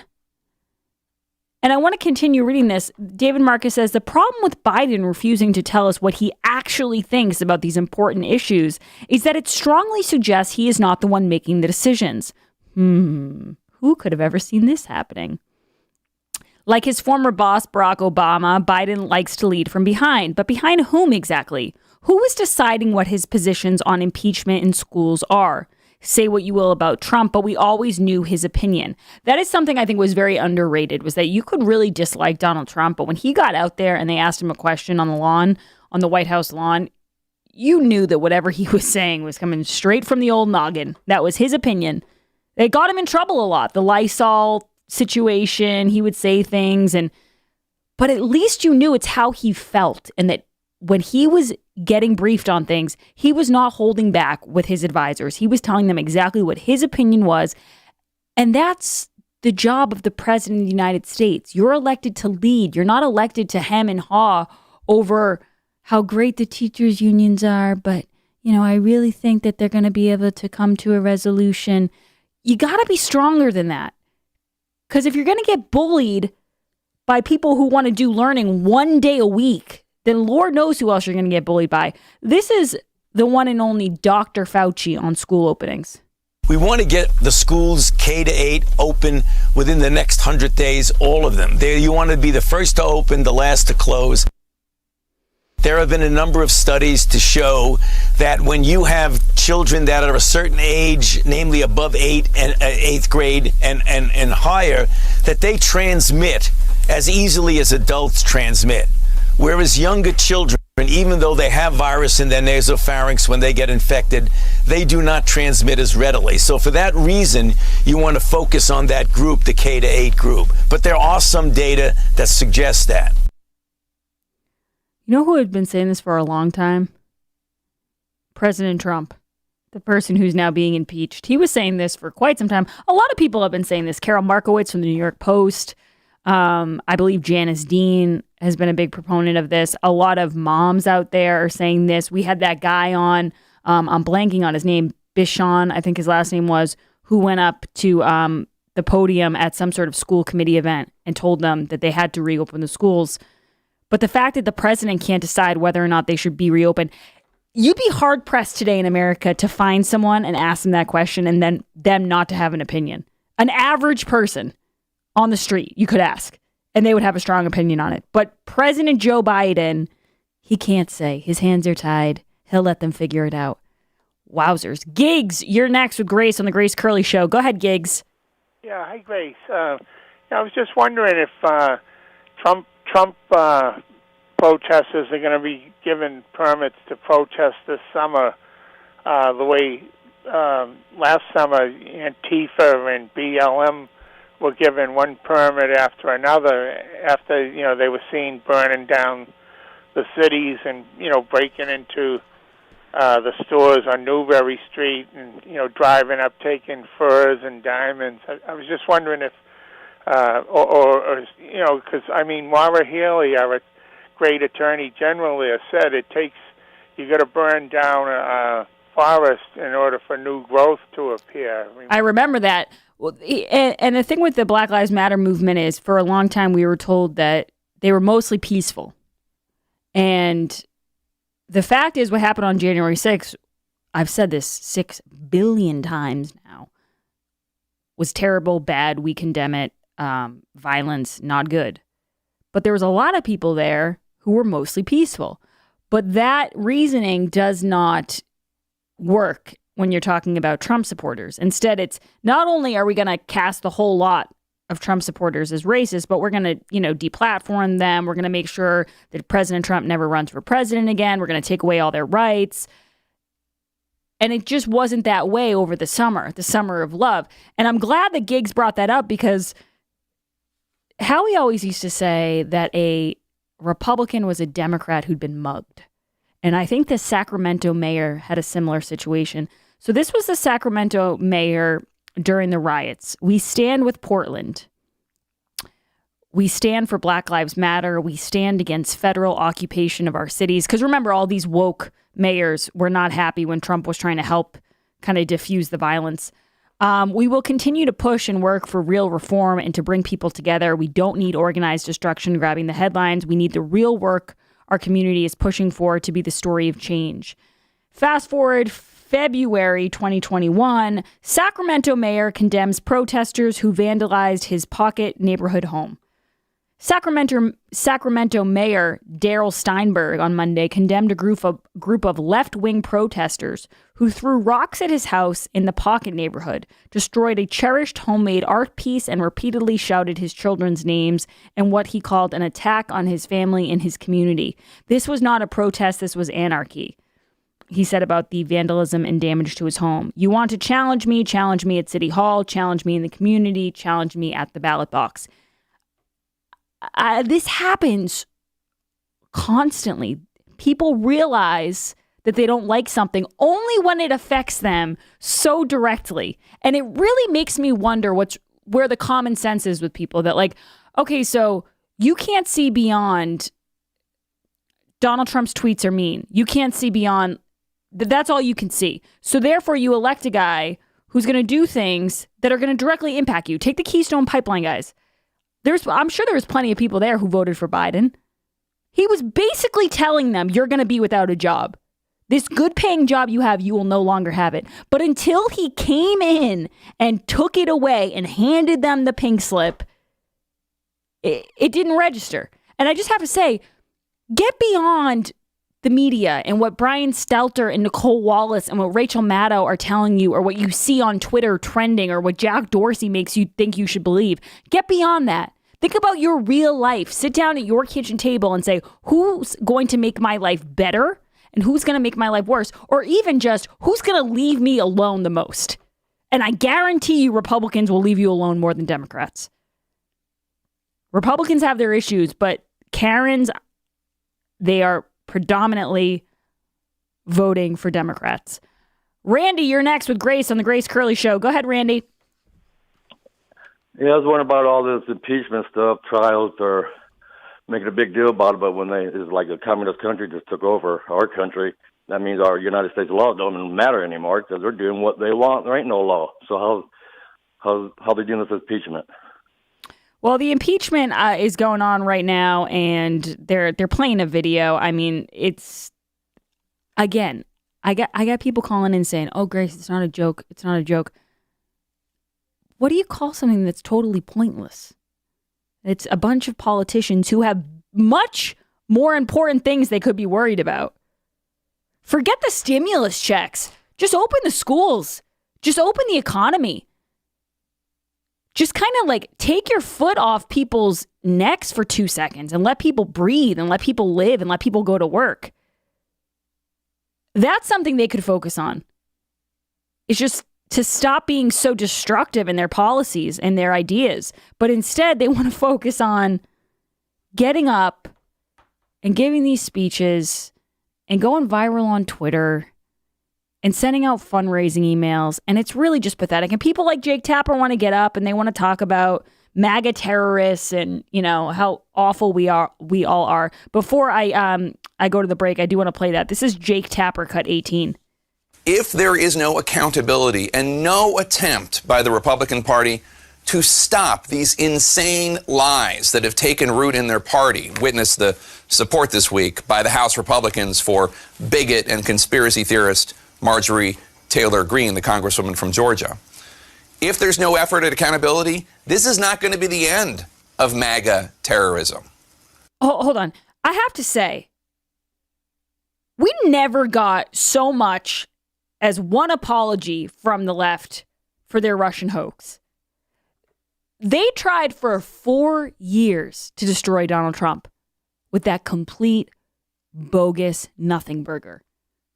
And they rammed it in down our throats every single day, 24/7 coverage. Russia, Putin, all roads lead to Putin, the Kremlin. Not one apology, not one mea culpa, not one Pulitzer Prize returned. Jake Tapper is in no position to lecture anyone about accountability or lies. He'll keep doing it, though. It's just up to us to make sure nobody's watching his show anymore. Jeez, I cannot believe these people get ratings. If you're listening to Jake Tapper tell you that Republicans have to stop lying, you are off the reservation, officially. If you've been thinking about getting away to the Fallensby Inn, please consider coming the weekend of February 19th. I'm announcing my first listener getaway, and I cannot wait to enjoy a wonderful weekend with all of you. All right, guys, so there's 3 rooms left at the Fallensby Inn. This weekend is coming up very fast. If you want to join, get on it right now. Just for my listeners, you will receive 10% off that weekend. Besides enjoying a cocktail by the fire, we will also enjoy Dennis's famous homemade breakfast. I'm so excited. He's a southern guy, and he cooks like you would not believe. I'm talking biscuits, grits, eggs Benedict, really amazing stuff. It will, and honestly, you eat breakfast, you're full all day until dinner. It's crazy. Everyone knows how much I love the Fallensby Inn. I talk about it all the time. I like to walk around the lake there. I like to look at the foliage, everything like that. Now it's obviously I'll be looking at the snow. Dennis puts so much attention into the design of the 17 unique historic guest rooms. It's a beautiful, beautiful inn. You guys are going to love it. And this time of year, you can take advantage of the inn snowshoes and discover the beautiful area. To reserve your room today, go to fallensbyinn.com. Excellence is assured. TripAdvisor has given the Fallensby Inn the Hall of Fame Award for 2018 and for 2019. Fallensbyinn.com, the best of the past. We will be right back with more of your calls. This is The Grace Curley Show. Follow Grace on Twitter at @G_Curly.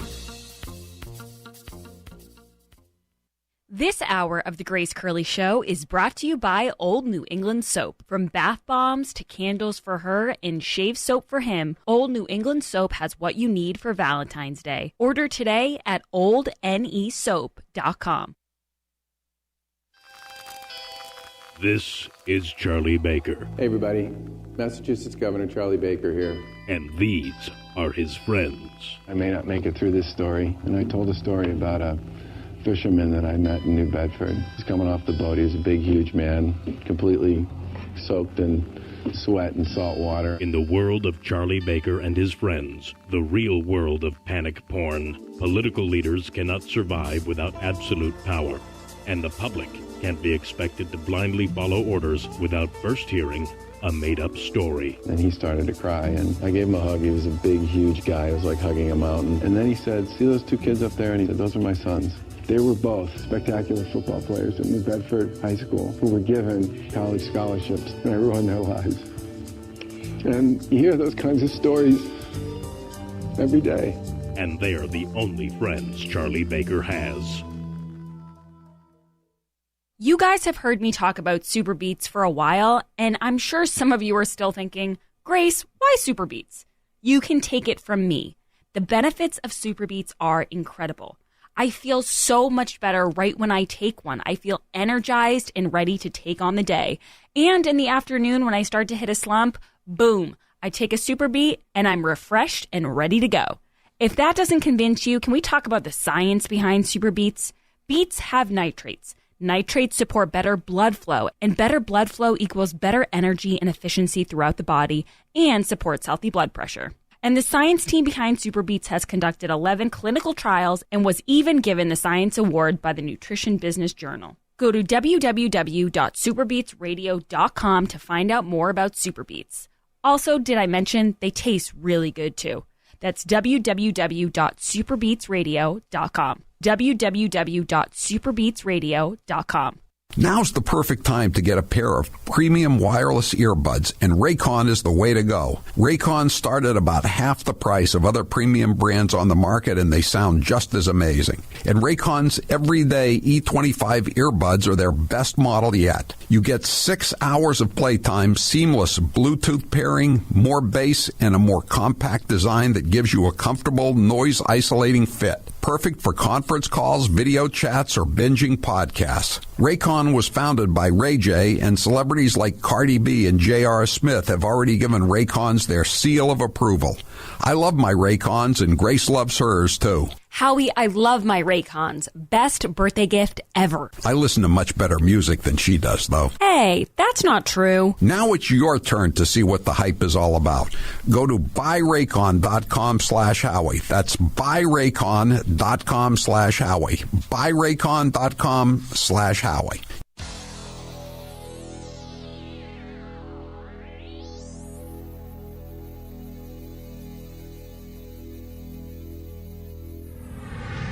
Grace Curley. She's working for you. I'm like Bette Midler and For the Boys. Gotta keep the troops entertained.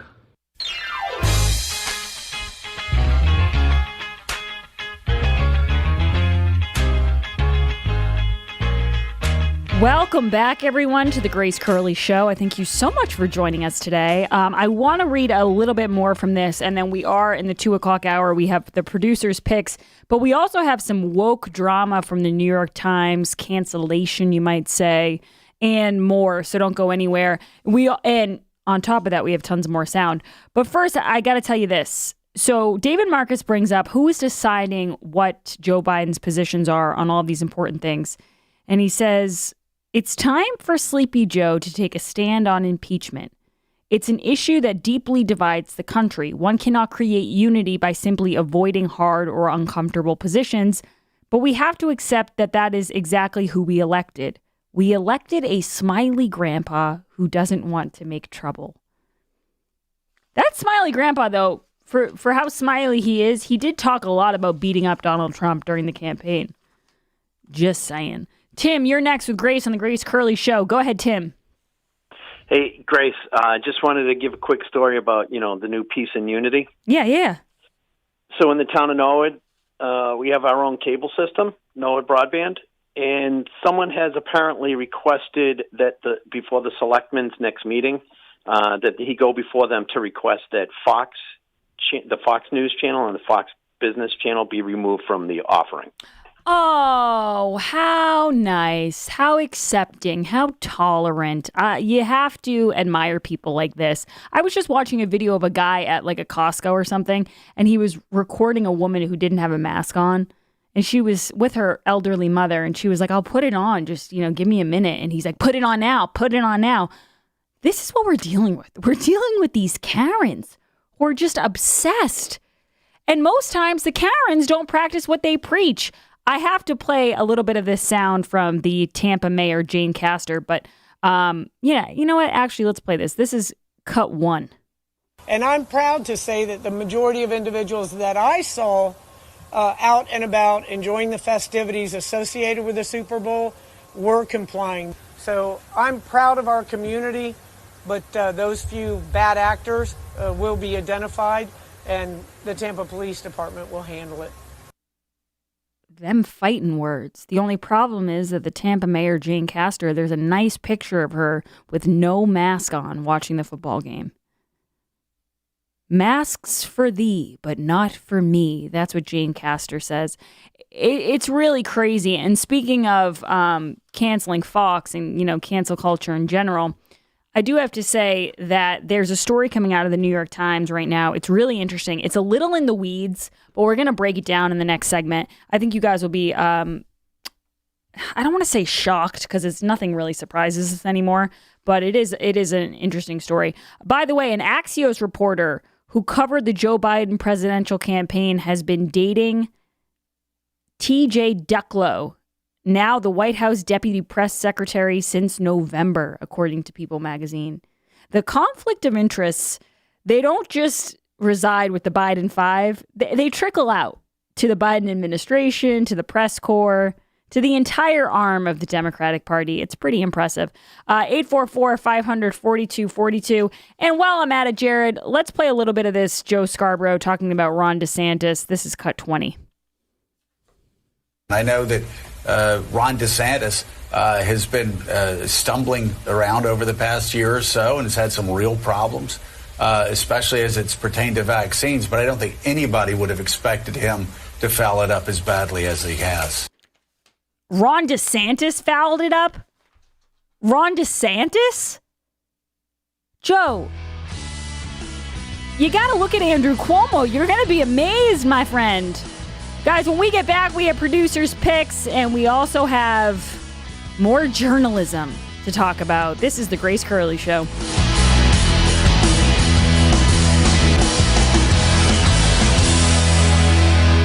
Between the news, appointment TV, and endless scrolling on our phones, we're looking at screens more than ever. But how do you rest your eyes without feeling totally unplugged? By putting in a pair of Raycon wireless earbuds and listening to something great. Whether you're listening to your favorite podcast, binging an audiobook, or working out to a pumped-up playlist, Raycons are built to perform anywhere and anytime with water and sweat-resistant construction and seamless Bluetooth pairing. There are no dangling wires or white stems to worry about. Raycons offer a comfortable in-ear fit for a more discreet look in a variety of colorways for maximum style. And with 6 hours of playtime, you can unplug for a while. The best part? Raycon wireless earbuds start at half the price of the other premium audio brands, so you can pick up a pair and a spare. Right now, get 15% off Raycons at buyraycon.com/Howie. That's buy, B-U-Y, Raycon.com/Howie for 15% off Raycon wireless earbuds. buyraycon.com/Howie.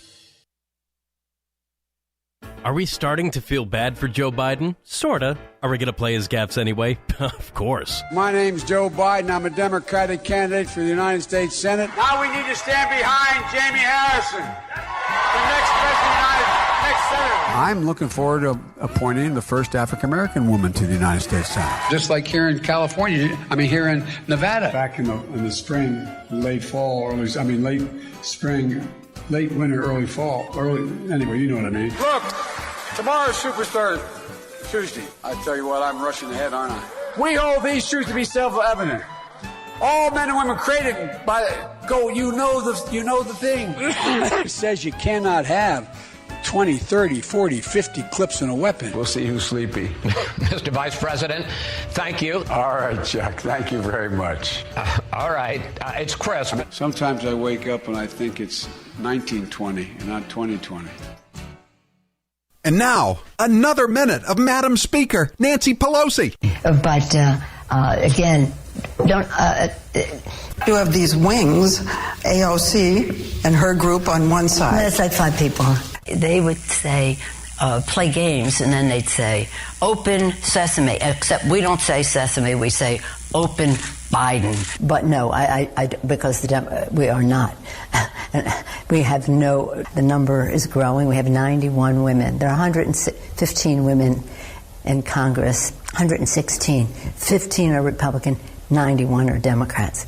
I happen to be a manifestation of the women power that is coming forth now, but only one manifestation. It was like getting kicked in the back by a mule constantly. It was physical. It was so unbelievable. The Times found Lincoln. Not to be presumptuous to put ourselves in those categories, but the Times have found us.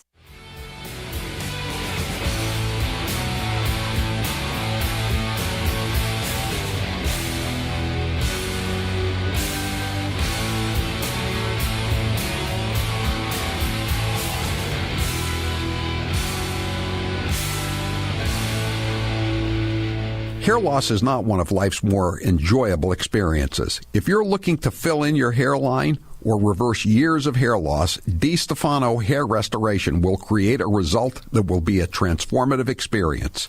The result of my IGT procedure was quite remarkable. I now have fuller, thicker hair so I can even wear it a bit longer. There are a few major decisions I've made in my life that I wish I did sooner. My hair restoration is number one.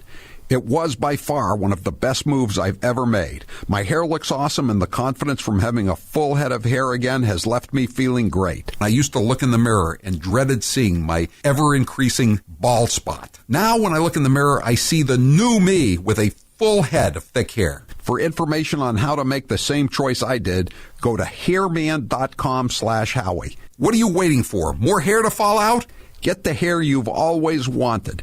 hairman.com/Howie. You guys have heard me talk about Super Beets for a while, and I'm sure some of you are still thinking, Grace, why Super Beets? You can take it from me. The benefits of Super Beets are incredible.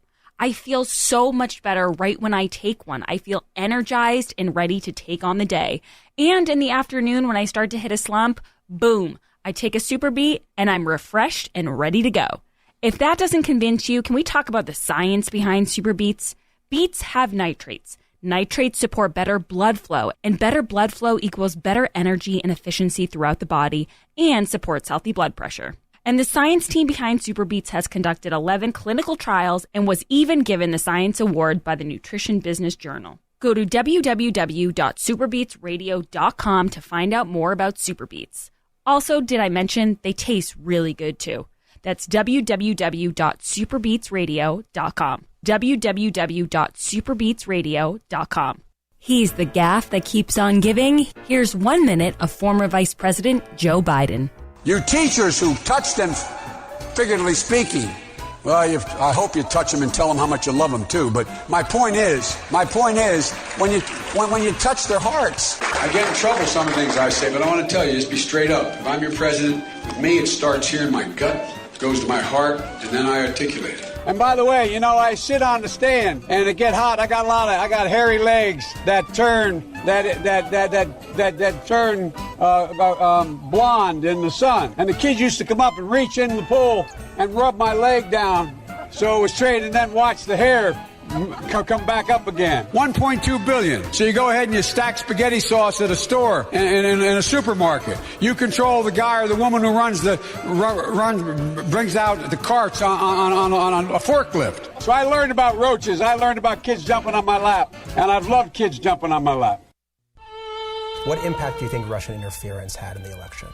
I think it was one of the major contributors to the outcome. Years from the 2016 election, and Hillary Clinton still can't accept the results. Take a listen. You can run the best campaign. You can be the person who gets the nomination. You could lose. I believe he knows he's an illegitimate president. He knows. The one thing that Trump is fearful of when it comes to his being president is that finally we will see how illegitimate his victory actually was. This wasn't on the level. Flashing videos that appear and then disappear, and they're on the dark web and nobody can find them. It's like applying for a job and getting 66 million letters of recommendation and losing to a corrupt human tornado. So maybe there does need to be a rematch. I mean, obviously, I can beat him again. So, of course, he's obsessed with me. Hair loss is not one of life's more enjoyable experiences. If you're looking to fill in your hairline or reverse years of hair loss, DiStefano Hair Restoration will create a result that will be a transformative experience. The result of my IGT procedure was quite remarkable. I now have fuller, thicker hair so I can even wear it a bit longer. There are a few major decisions I've made in my life that I wish I did sooner. My hair restoration is number one. It was by far one of the best moves I've ever made. My hair looks awesome, and the confidence from having a full head of hair again has left me feeling great. I used to look in the mirror and dreaded seeing my ever-increasing bald spot. Now when I look in the mirror, I see the new me with a full head of thick hair. For information on how to make the same choice I did, go to hairman.com/Howie. What are you waiting for? More hair to fall out? Get the hair you've always wanted. hairman.com/Howie. Brace yourself, guys. Here's 1 minute of Nancy Pelosi. I myself have always been for lowering the voting age to 16. I think it's really important to capture kids when they're in high school, which was a very amicable conversation. Amiable, I guess you would say, not amicable. That they wanted their voices to be heard. I don't think our colleague is anti-Semitic. I think she has a different experience in the use of words. That's not the total package, but there are some of the major points of discussion, I would hope, from sea to shining sea, because they are not getting paid 163.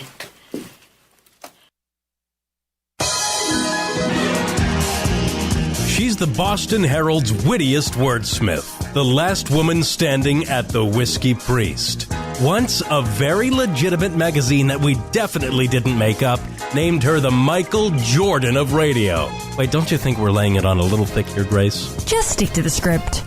Oh, okay. Live from the Aviva Trattoria studio, it's the Grace Curley Show. Welcome back, everyone, to the Grace Curley Show. Still have a lot to get to, a lot of sound, and the impeachment rolls on. Jared, anything good that people should know about thus far? Nope. Simple and sweet. Joe Neguse, Democratic impeachment chair from Colorado, has been up there for about 40 minutes, and they're putting up slides about William Belknap and all this other business as they lay out their case. It's funny, though, they did put out one slide, which looked like a PowerPoint presentation, and it had that little red kind of, I don't know what it's called, that little red V and something crossed out and like the correction printed in red. In addition to instead of and. It's like, guys, I mean, how long have you had to prepare for this? And this is the homework you turn in? Yeah. I've been there, trust me. Doing a PowerPoint that just doesn't look A+. They also quoted 7 legal people I've never heard of who are for impeachment. So. Oh, okay, cool. Yeah. Going swimmingly. A lot of legal people are bending themselves into or twisting themselves into pretzels trying to justify this impeachment, which is utterly ridiculous. I do want to say I played a little bit of this sound on the other before we got here, but I want to play it again because I think it's worth noting. I want to play Joe Scarborough talking about Ron Desantis because I really cannot believe that he's going after the governor of Florida this hard. This is cut 20. I know that Ron Desantis has been stumbling around over the past year or so and has had some real problems, especially as it's pertained to vaccines. But I don't think anybody would have expected him to foul it up as badly as he has. Now, I'm going to switch back here and read from Stephen Miller's piece from The Spectator. He says, but Florida hasn't killed as many people as her home state in the city of New York. He's talking about Molly Jong-Fast's tweet. Florida is 26th in the country and below the national average of COVID deaths. New York is second. Florida has kept their deaths low as businesses and schools stay open, while New York has remained in heavy lockdown with businesses hamstrung and schools closed. By all accounts, if we're talking about the science, Joe Scarborough has done I'm sorry, not Joe Scarborough. Ron DeSantis has done a great job. You will not hear that from Joe Scarborough and Mika Brzezinski and Willie Geist. And while I'm on Willie Geist, let's just play cut 22 because Morning Joe gives us a lot of content here at the Grace Curley Show. Just on a personal level, does the President of the United States believe that former President Trump incited an insurrection with his rhetoric?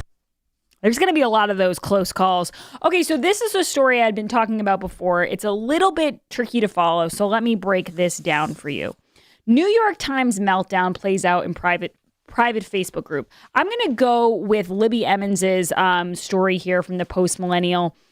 She breaks down exactly what happened. In an expose about the inner workings of debate among New York Times staff over the apparent forced resignation of science writer Donald McNeil Jr., it was revealed that 1619 Project founder Nicole Hannah-Jones doxed the reporter who covered the story from the Washington Free Beacon. Donald McNeil Jr. was working at the New York Times when a story came out that he was on a student trip years ago. He was chaperoning a trip for teens to Peru. A student asked him if someone should be suspended for using a racial slur. You all know the one. In addressing the question, McNeil repeated the term. So rather than say the N-word, he said the actual word. This was dredged up by the Daily Beast only recently, which led directly to McNeil's departure from the paper. Executive editor Dean Bequette was reported to have sent an email to staff explaining the rationale behind McNeil's forced resignation, saying plainly that we do not tolerate racist language regardless of intent. This guy, who by all accounts, based off this Facebook group of the New York Times staffers, was a good worker and a good person to work with, was fired not the first time it came out, but after it was dredged back up, because the powers that be at the New York Times felt too much pressure. And like all of these high-powered people do, they buckled. They buckled to the woke mobs and they decided to change their position, which is all well and good. But I want you to remember what he said there, because this was a private Facebook group and all these New York Times people were talking about whether or not they thought this was fair, if they thought this was right, if they thought that this guy, Donald McNeil Jr., who I got the vibe a lot of them really liked, should have been forced to resign. Now, executive editor Dean Bequette, I'm going to say this again. This is what he said. We do not tolerate racist language regardless of intent. Now, this is where the story gets really interesting. It was about this statement as regards her use of the term that Hannah Jones was asked about. So Hannah Jones, Jared knows more about the 1619 Project than I do. But Jared, can you explain to people what it was? So the 1619 Project was a Pulitzer Prize winning report in the New York Times, led by Nicole Hannah Jones and a couple other people, which the crux of the 1619 Project is that America actually didn't start in 1776. It started in 1620, and it was basically all slavery. Right. That's pretty much the main thesis. And some people have had problems with it. Some people say, yes, she said at one point that the reason that America wanted independence from Britain was because we wanted to protect slavery kind of at all costs. I'm paraphrasing here, but people have said that generally, yes. She made America out to be even worse than most of her colleagues would make us out to be. Now, here's the thing about Hannah Jones, Nicole Hannah Jones. She once tweeted this same word that got this man, that led to this man being forced to resign. She tweeted it. She retweeted a quote from someone, and then she tweeted the word on her own again. She was on the side, I believe, of saying that, yes, this man should resign for using the word. A reporter from the Washington Free Beacon sent her an email asking her about this. It would be like, and I don't know if it's too in the weeds, so this is why I'm going to explain it like this. It would be like if Jared got fired for saying something, and I said, yup, absolutely, give him his pink slip, he's out of here. And then a tweet came up where I said the same thing. And then this reporter from Free Beacon reached out to this woman and asked her about it. And rather than answer or engage in some sort of conversation about, well, it was different when I used it because I was quoting, or whatever her explanation would be, instead, she screenshotted it and she posted the reporter's inquiry, including his cell phone number, on Twitter. And so this guy's cell phone was out there. She basically doxed him, and then she later deleted the tweet. I'm reading again from the Post-Millennial. It is yet unclear as to whether Hannah Jones thinks she should be let go from her Times post for doing the very thing McNeil was let go for, repeating a slur that another person previously used in the context of an intellectual conversation about the use of the term itself. It's interesting because the New York Times is now part of, and they have been for a long time, this cancel culture. You can't fire or force one guy to resign for something and then not force another person to resign. If you don't have a standard, this problem is going to arise. In other news, before I go to the break here, WHO stands with Beijing, absolves Wuhan lab of coronavirus leak. I'm sure none of you guys saw this coming. It is extremely unlikely the coronavirus leaked from a lab in Wuhan, China, and is more likely to have jumped to humans from an animal, the WHO investigators said Tuesday, as they wrapped up their visit to the country's central province. So that puts an end to that investigation. There's going to be a lot of investigations, I think, that are all wrapped up now that Joe Biden's president. My friends at Eden Pure have done it again, and for as long as supplies last, Thunderstorm Air Purifier will come with a free Kennedy Babylon by Howie Carr. That's buy one Thunderstorm Air Purifier and get a Kennedy Babylon for free. And that's in addition to the $10 in savings Eden Pure is already offering on the Thunderstorm. It's been months and people still ask me if it really works. Not only does it really work, but it works in hours. Our sales rep went to Florida and there was a funky smell at the Airbnb. She just plugged in the Thunderstorm and boom, it was gone. The best thing about the Thunderstorm, there's a few things I really like about it. 1, it's quiet. 2, you don't need air filters. And 3, it really works. I mean, what else can you ask for? And it's really small, so you can move it around from one room to the next. That's why it's so easy to move and take with you on a trip. The best part is you don't, like I said, no air filters needed. So if you're lazy like I am, then it's perfect. If you have pet odor, kitchen odor, tobacco, that damp basement smell, whatever it is, go to EdenPure.com and put in code word GRACEBOOK. The free book is while supplies last, so grab yours today. So some listeners caught on to this before we actually announced it. So it's running out really fast, but I'm giving you guys the heads up right now. EdenPure.com, code word GRACEBOOK. Shipping is free.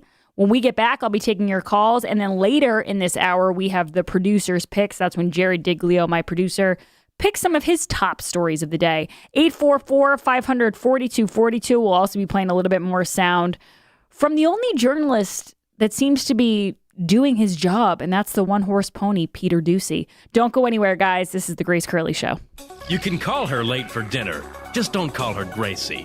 It's The Grace Curley Show.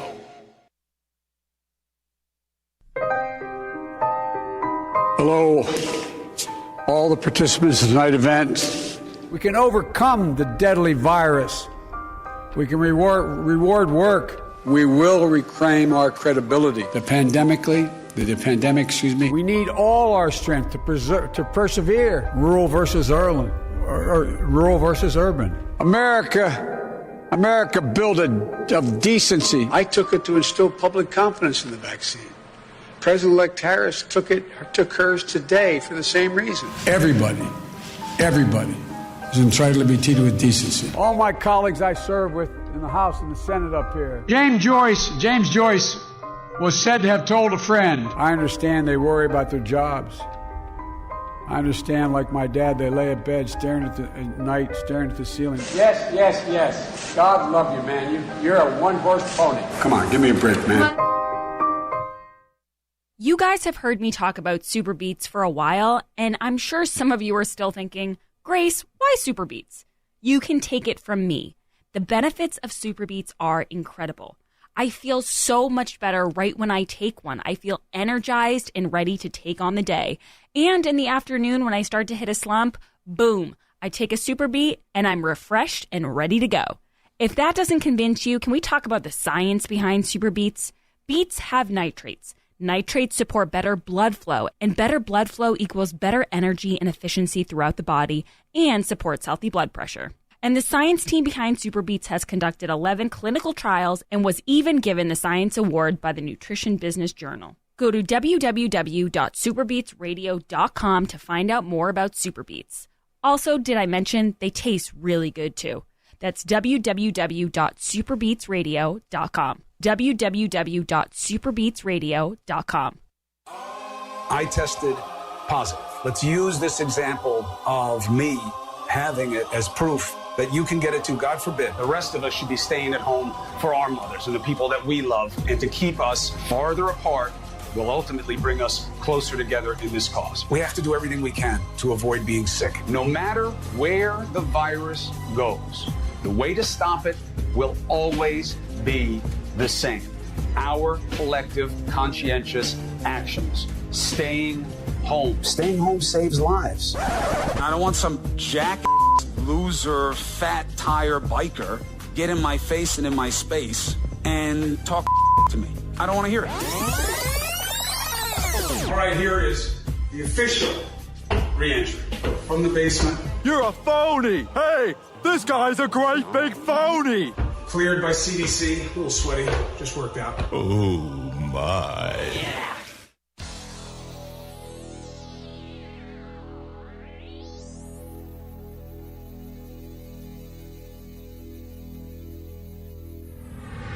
She's got the voice of an angel. I've been called the songbird of my generation, by people who've heard me. It's Grace Curley.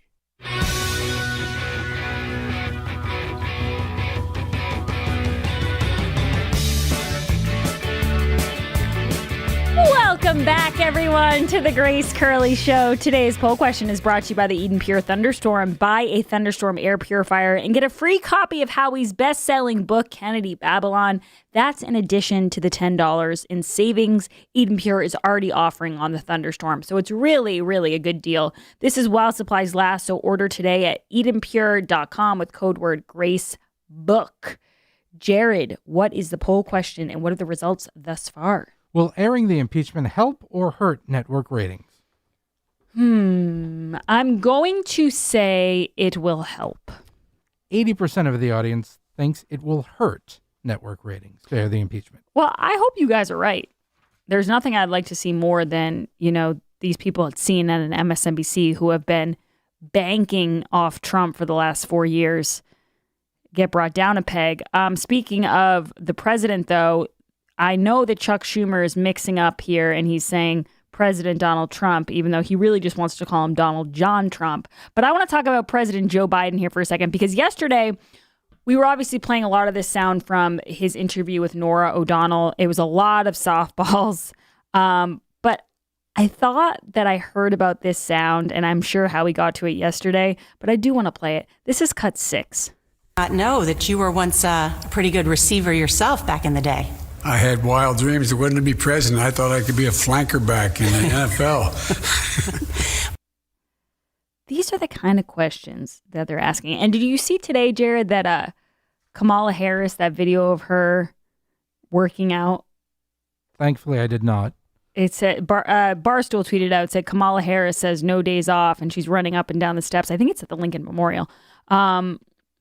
It's just so thirsty for the likes, and it's like the Secret Service has to be there and all these people are walking around. Does the Secret Service have to go step for step with her, or can they just kind of stand back? I think they could just kind of stand back. But I mean, we talked to Matt Boyle at the beginning of the show about this kind of stuff. It just does not look good. Let's actually keep playing some of this Biden stuff, because I don't play him that often, but I think it's worth remembering while they impeach Donald Trump, what we actually currently have in the White House.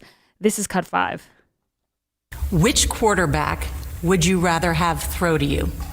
Tom Brady or Mahomes? Obviously, Brady's a great quarterback. Mahomes seems like he's got a lot of potential. And so I'd probably take a shot with the young guy that didn't expect as much from. You thinking the Kansas City Chiefs may win?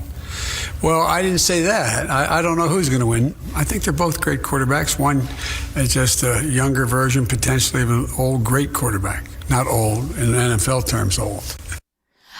I have to say, and I read from this piece earlier today by David Marcus from The Federalist, he can't even make a decision on that.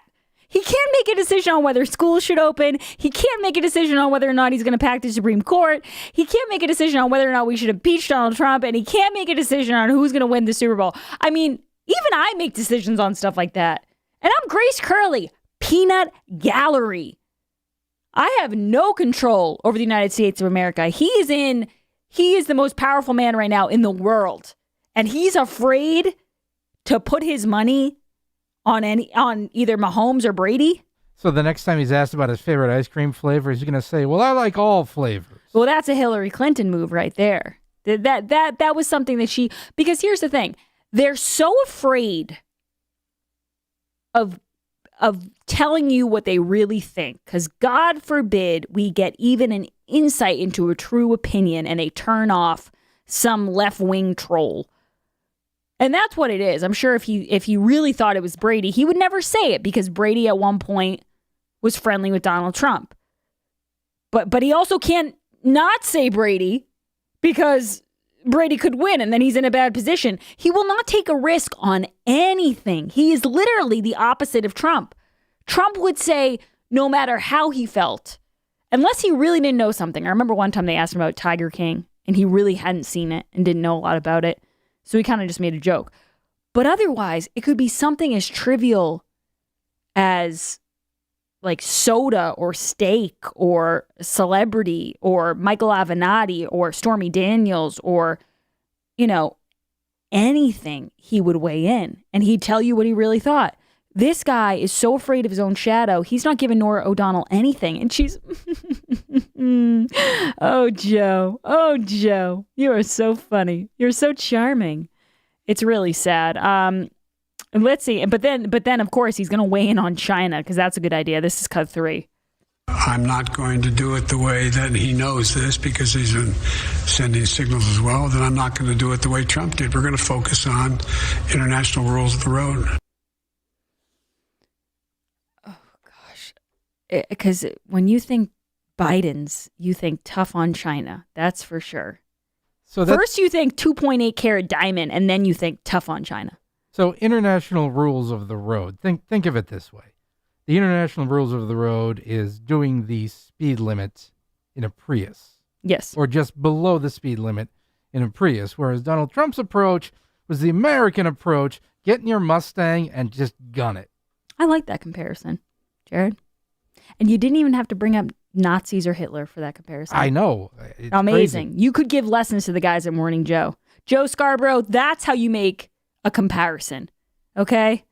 Also, I do want to play because it's not just Joe Biden. It's the entire Biden team. We played a little bit of this yesterday, but Peter Doocy is becoming really their biggest nightmare because I saw someone on Twitter put it like this. He's the opposite of Jim Acosta. He does not grandstand. He does not yell. He's not vicious, but he asks good questions. And once again, we cannot have that in a Biden administration. Listen to him ask Jen Psaki about the Keystone XL jobs, the Keystone XL pipeline. This is cut 17 or maybe 15. I'm sorry, Jared. Why is it that the Biden administration is going to let the thousands of fossil fuel industry workers, whether it's pipeline workers or construction workers, who are either out of work or will soon be out of work because of a Biden EO, when it is and where it is that they can go for their green job? And that is something the administration has promised. There is now a gap. So I'm just curious when that happens, when those people can count on that. Well, I'd certainly welcome you to present your data of all the thousands and thousands of people who won't be getting a green job. Maybe next time you're here, you can present that. Oh, the condescension is real. Snap.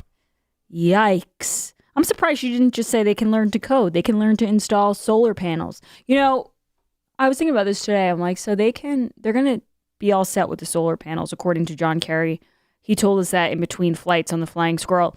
But also, forget solar panels. Why don't these people just learn to blow ink from a metal straw like Hunter Biden, or write a book like Hunter Biden, or, you know, get on an energy company's board and get 10% of the investments or whatever it was that he had, like Hunter Biden. You know, I don't understand why all of these people are complaining that their good paying jobs are going away. Try to be more like Hunter and you'll figure it out. Guys, we'll be back with the highly anticipated producer's picks on the other side. This is The Grace Curley Show.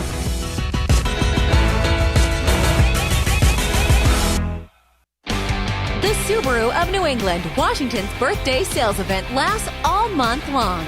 Feel the freedom in a brand new all-wheel drive 2021 Subaru Forester with standard EyeSight driver assist technology starting at $24,795 with 0.9% financing for up to 48 months. Or lease for only $239 per month for 36 months with $24.99 due at signing. Details at SubaruofNewEngland.com. Alexander Hamilton said, "Those who stand for nothing will fall for anything." This is Toby from Cape Gunworks. When our founding fathers drafted the Second Amendment, there was no question of its meaning. Today, if you have questions, come to Cape Gunworks for some advice, training, or to send a few rounds downrange. We have a fully stocked pro shop with a huge selection of guns, crossbows, archery, classes, rentals, a 15-lane range, and a friendly staff. Come on down to Cape Gunworks, Airport Road, Hyannis, or capegunworks.com. What deal can we have, Crazy Nancy? The Constitution does not say that a person can shout wolf in a crowded theater. But to be clear, you're not taking any arrows out of your quiver. You're not ruling anything out. Good morning. Sunday morning. Chocolate, candy, chocolate, and then we have some other chocolate here. Consistently practice social distancing. Why does AOC complain that you have not been grooming younger people for leadership? I don't know. You'll have to ask her. That was kind of sharp. I'm not a big needle taker. I mean, I had a hard time getting my ears pierced. I'm not a big needle taker. I mean, Mother Earth is angry. She's telling us. What do you think is causing this erratic behavior? I think that the president has always had erratic behavior. I have ice cream in my freezer. I guess that's better than having Lysol in somebody's lungs. Civilization as we know it is at stake. I don't drink, but I'm happy to have ice cream with anybody, anytime.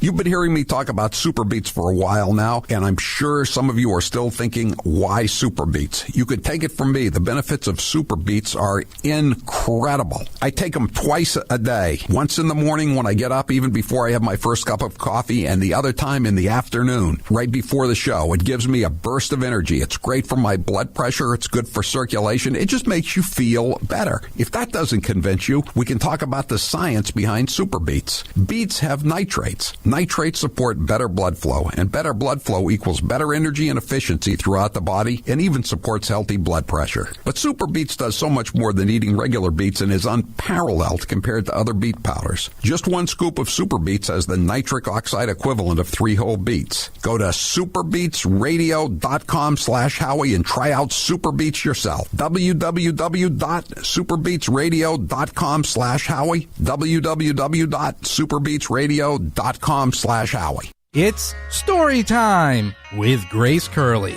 What do you think was the funniest moment of the Howie Carr show?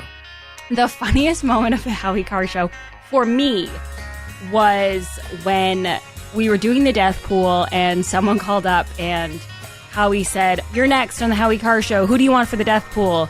And the person said, "Howie Carr." And Howie said, "Yep, that's me. Okay, who do you want for the death pool?" And the person said, "Howie Carr." And Howie again said, "That's my name." And I was just back here crying, laughing in the green room, just realizing that this person was trying to put Howie in the death pool, and he just didn't understand what was happening. And then finally, when he figured it out, he said, "That plays, put it on the list." And it was just, I don't know, I still think about that sometimes.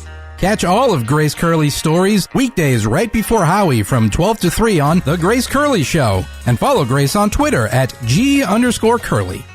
And now, another minute of Madam Speaker Nancy Pelosi. But again, don't. You have these wings, AOC and her group on one side. That's like 5 people. They would say, play games, and then they'd say, "Open sesame," except we don't say sesame, we say open Biden. But no, because we are not. We have the number is growing. We have 91 women. There are 115 women in Congress, 116. 15 are Republican, 91 are Democrats. I happen to be a manifestation of the women power that is coming forth now, but only one manifestation. It was like getting kicked in the back by a mule constantly. It was physical. It was so unbelievable. The Times found Lincoln. Not to be presumptuous to put ourselves in those categories, but the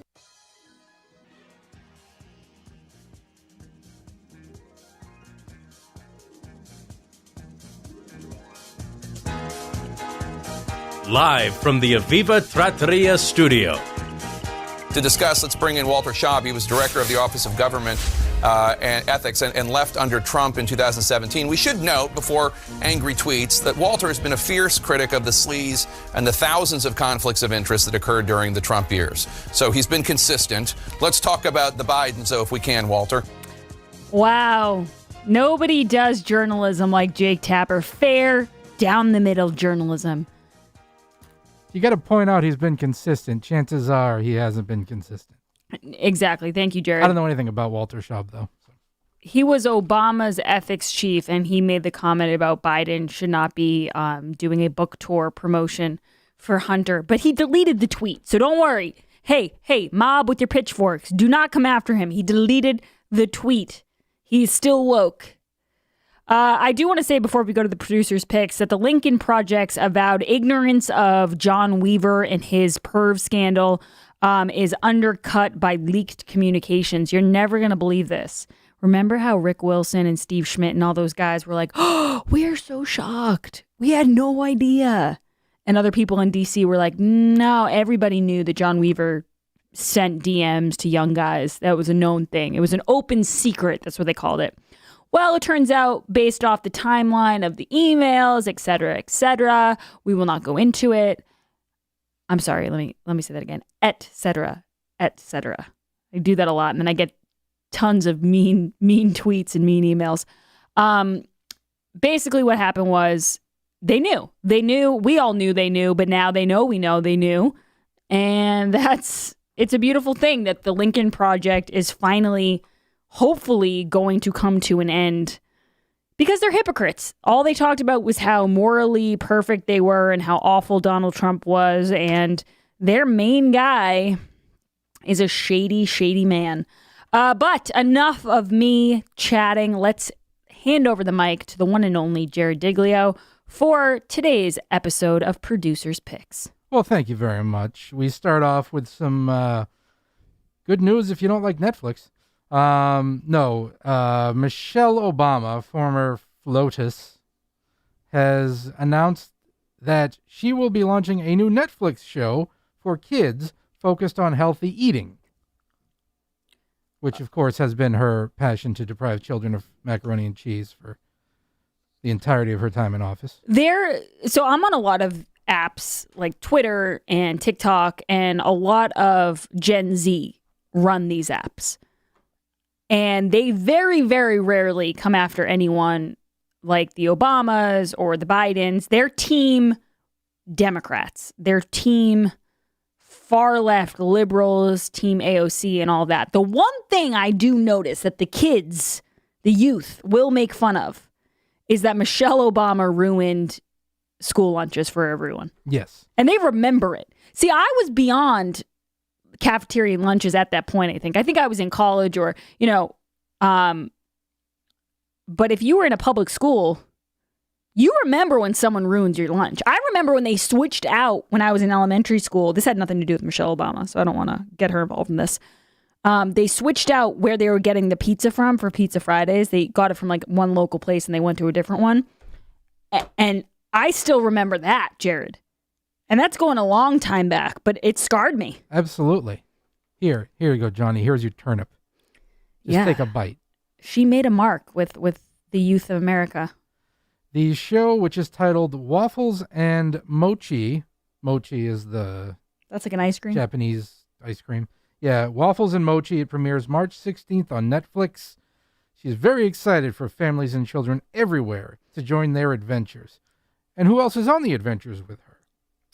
There's a blue puppet that has a scarf and it's got a waffle on its head. I can't tell from the angle if it has waffles for ears or if it just has a waffle in the hair. Is this a kid show? It is a kid. I hope it's a kid show. I have to say, it is a kid show. See, that I could understand a little bit because if you turn on that show for your kid and they're really little, they don't have a choice. So maybe then they'll watch it because you're kind of forcing them to. But a lot of these Netflix shows, and I'll give you an example. There's a documentary on Netflix about Alexandria Ocasio-Cortez and her entire campaign and how she won her congressional seat. And I really do look at those and I go, I don't know who's watching this. Like, I understand that people buy Barack Obama's books and Hillary Clinton's books and John Brennan's books and James Clapper's books or James Comey's books. I get that people do that to virtue signal. They put it on their coffee table, and when their friends come over for a cocktail, masks on, shields, etc., they say, I'm a good person. You know what I mean? I'm on the left side of things, so you don't have to worry about me. I hate Donald Trump. That's what those books say. Fire and Fury, whatever the book is. That's what it says. But you don't ever have to read it, really. And they don't. They put it on their coffee table. And that's not that hard. You spend $20, put it on your coffee table. But for some of these podcasts and for some of these Netflix stuff, you have to sit there and actually spend your free time consuming that. And for me, I think those people deserve more credit from Democrats because they are the true heroes for being able to withstand that kind of content. Waffles and Mochi premieres March 16th for anyone who's interested. Obviously, I'm interested. On Netflix. I will, I don't think I'll be watching, but I'm glad everyone knows about it in case that's your thing. And I'm going to start something. I don't know if this is going to become a permanent segment, but there's definitely stuff going on. The inaugural Tales from Chicago. Chicago, Chicago, Ooh. that toddling town. Oh, that toddling town. I like this. Chicago, I will show you around. Mayor Lori Lightfoot's very progressive, gun-controlled Chicago. Yes, yes. So this was tweeted by Steve Keeley, who works for Fox 29 in Philadelphia. But he tweeted out a news release from the Chicago Police Department from February 8th. Preliminary statement in robbery of an on-duty detective in the 7700 block of South Yates. So 2 homicide detectives were they were in the area. They were looking for surveillance and witnesses at the scene of a homicide, and they split up to do the legwork, and armed robbers attacked one of the detectives, went through his pockets, and started hitting him. Was he armed? Did he have a gun on him? Yes, one offender was armed with a handgun. The other offender was armed with a knife. They pushed the detective and began physically assault him. From the release, I don't know if the detectives were armed or not. Some detectives carry, some don't. It just kind of depends on. Did the robber have a gun on him? Do you know that? One of the robbers had a gun. The other one had a knife. So I'm confused because based off of gun control laws, this should be the safest place in the United States, correct? Yep. I'm sure it's a gun-free zone wherever they are. Oh, I'm sure it is. Strange. I'll have to look into that. Anytime something's called the 7700 block, and I don't want to paint with a broad brush, but it's probably not the most gun-controlled area. When they refer to something as like a block, that kind of seems like it's generally a bad area. You're painting, man. You're painting with a broad brush. Painting with a definitely broad brush. And speaking of the impeachment, which just took a recess, Dave Cicilline from Rhode Island, who some of our listeners probably are familiar with. Yeah. He laid out he was the third, I think, impeachment manager who was talking about why they're doing this and laying out the evidence. And then Raskin just wrapped up. So they're in a recess now. So it only took an hour and 42 minutes to lay out the case. Can I ask you a question? Yes. Is Dave Cicilline the guy who, during the run-up to the election, he announced the primary votes for Joe Biden? And he said, like, the calamari thing? Yes, Rhode Island, that was, the calamari state. capital or whatever. Yes. Okay, yeah. Yeah, okay. That's the same guy. I just want to make sure I had that right because I remember him going viral on Twitter for that. I'm not a big fan of calamari, but good for him for going viral. Calamari Dave Cicilline. Yes. We should make that stick. And I was not here yesterday, so today I would like to give a shout-out. Happy 111th birthday to the Boy Scouts of America. As an Eagle Scout Bronze Palm, I have to say happy birthday to the Boy Scouts of America. Jared, I had no idea you were a Boy Scout. I was, many moon ago. But you say you were, but aren't you always? Once a Boy Scout? I mean, I guess I technically am, but once you're 18, they kind of kick you out. But and then you become a man scout. Yes, I am a man scout. As a man scout, Eagle Scout. Well, Jared, this opens up a whole different can of worms. Do you think you could start a fire? I absolutely could start a fire. Without a match? Without a match. Okay, we'll see. Just bang some rocks together, rub some sticks, get a little kindling. Yeah, it sounds like you could do it. Yeah. It really sounds like you could. I'll start a fire in the studio during the break. Oh, cool. Cool. I hope the mailroom manager is listening. Guys, when we get back, we have the one and only Howie Carr. Jared, thank you for those producers' picks. Very good. Very good. We will have Howie Carr and a lot more to get to, so do not go anywhere.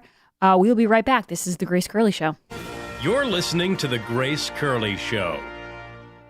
Everyone knows I love coffee and I'm not giving it up. I know that it would keep me up from time to time, but no longer with Balance 7. Balance 7 is a clear mineral liquid that you take 3 times a day to break down the acid in your body. When it does this, you'll feel better, and I sleep better. Often I'm asked to try products, and I could be very skeptical on their claims. But with Balance 7, it was all 100% true. With Balance 7, I didn't feel my energy starting to flag as the day wore on, because by sleeping better at night, it also gave me mental clarity during the day. Balance 7 is a highly alkalizing concentrate. That means it reduces the acids that have built up in your body. Balance 7 is also known for reducing acid reflux and heartburn as it did for the mailroom manager. Balance 7 is made of safe, all-natural ingredients. If you suffer from heartburn, acid reflux, or sleep issues, you should give Balance 7 a try. Order the 8-ounce 12-pack supply at balance7.com. Put in code word Howie. You will save $10 and you'll also get free shipping. Balance7.com. Here's 1 minute of Congresswoman Alexandria Ocasio-Cortez. There's a lot of restaurants that are feeling the pain of racism, where people are literally not patroning Chinese restaurants. They're not patroning Asian restaurants because of just straight up racism around the coronavirus. So, only in America does the president, when the president tweets about liberation, does he mean go back to work? When we, have this discussion about going back or reopening, I think a lot of people should just say, no, we're not going back to that. I know it sounds banal. Do we know how long puppies are allowed to stay with their mothers after a dog has given birth? I don't. 8 weeks. Wow. So the market has decided that women and people who give birth deserve less time with their children than a dog. So the whole premise of the Green New Deal is that we're screwed. You guys have heard me talk about Super Beets for a while, and I'm sure some of you are still thinking, Grace, why Super Beets? You can take it from me. The benefits of Super Beets are incredible. I feel so much better right when I take one. I feel energized and ready to take on the day. And in the afternoon when I start to hit a slump, boom, I take a Super Beet and I'm refreshed and ready to go. If that doesn't convince you, can we talk about the science behind Super Beets?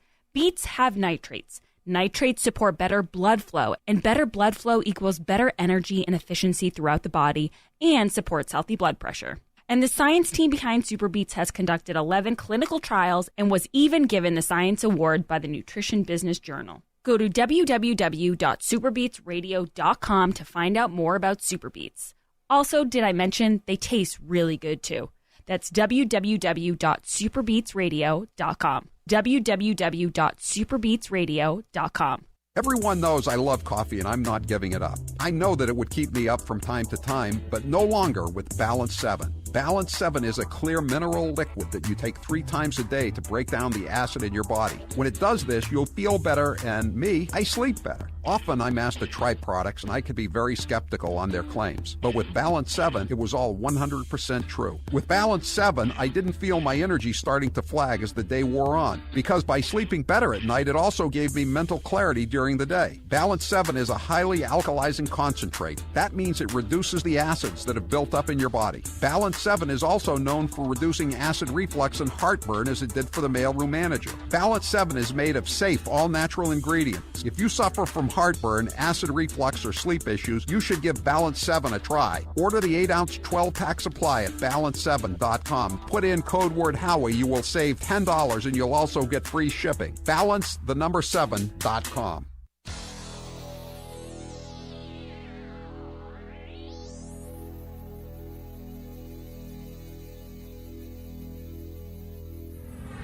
This is The Grace Curley Show. This cannot be our future. This cannot be the future of America. We cannot have presidents inciting and mobilizing mob violence against our government and our institutions because they refuse to accept the will of the people under the Constitution of the United States. Much less can we create a new January exception in our precious, beloved Constitution that prior generations have died for. And our precious Constitution, coming from a Democrat, that is very rich. I have to say,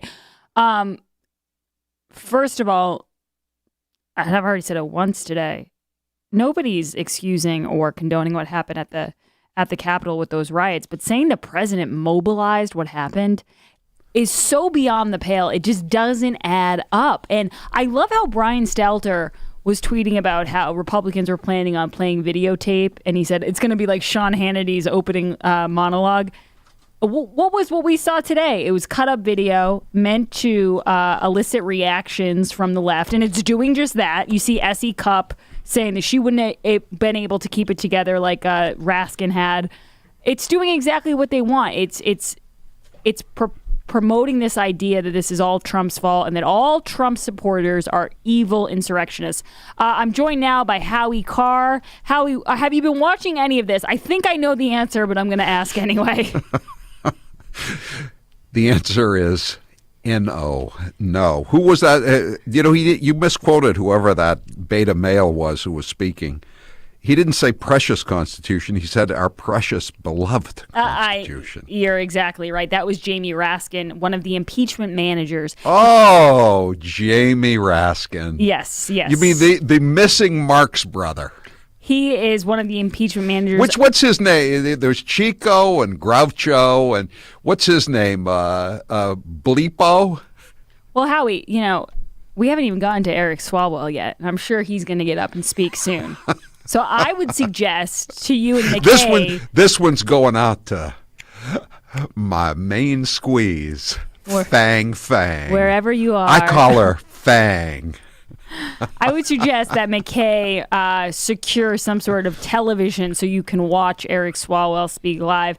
These impeachment managers are a joke. The entire thing is ridiculous. I've had callers today, Howie, who say, how can you say it's a joke what happened at the Capitol? Nobody's saying that. I'm saying impeaching someone who's no longer the president or trying to accuse him of being responsible for the actions of a few nut jobs does not make any sense. And I'm actually kind of looking forward to some Republicans making their case and kind of humiliating these people.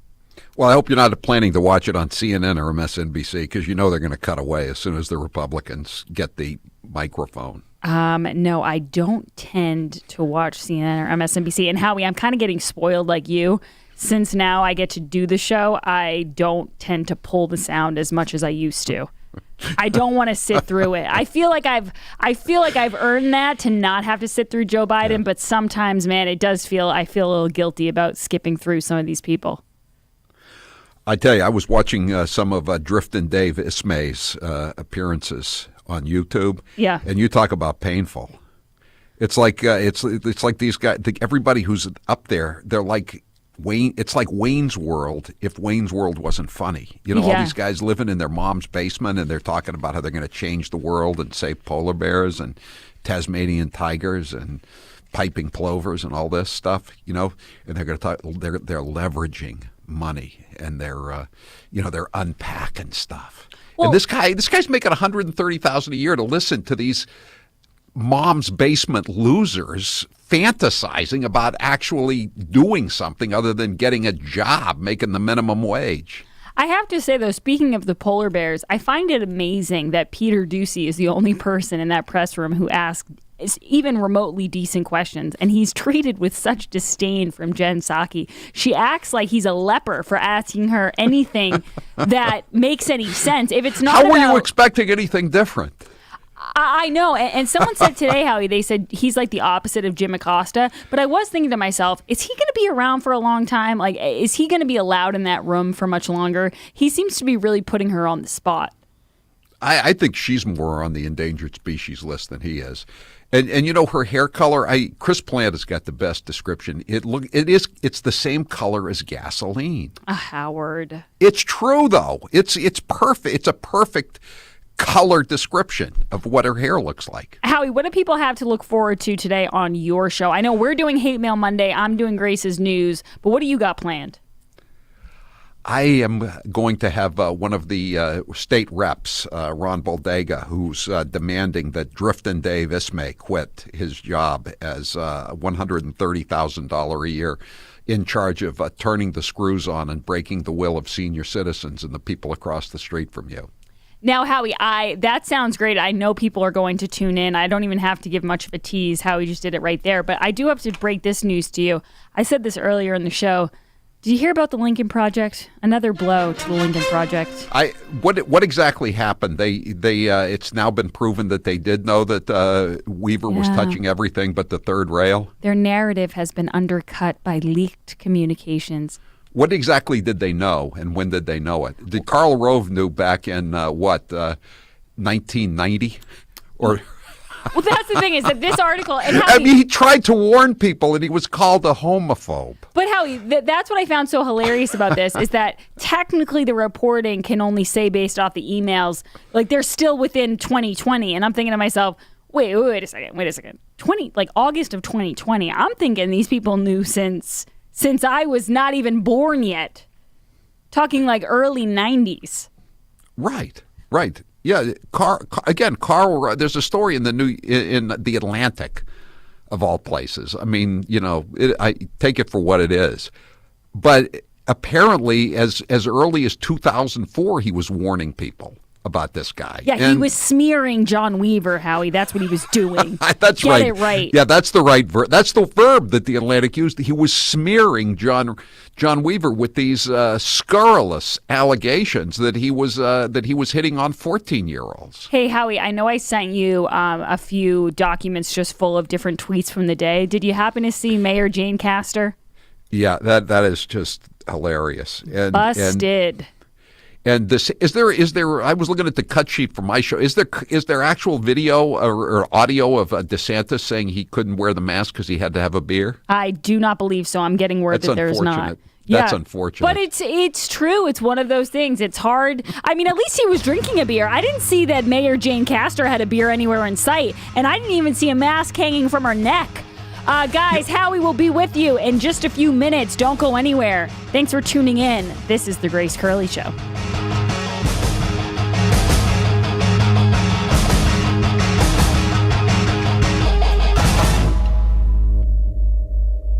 It's a new year and time for a new you. DiStefano Hair Restoration changed my life, and they can change yours too. My production director said when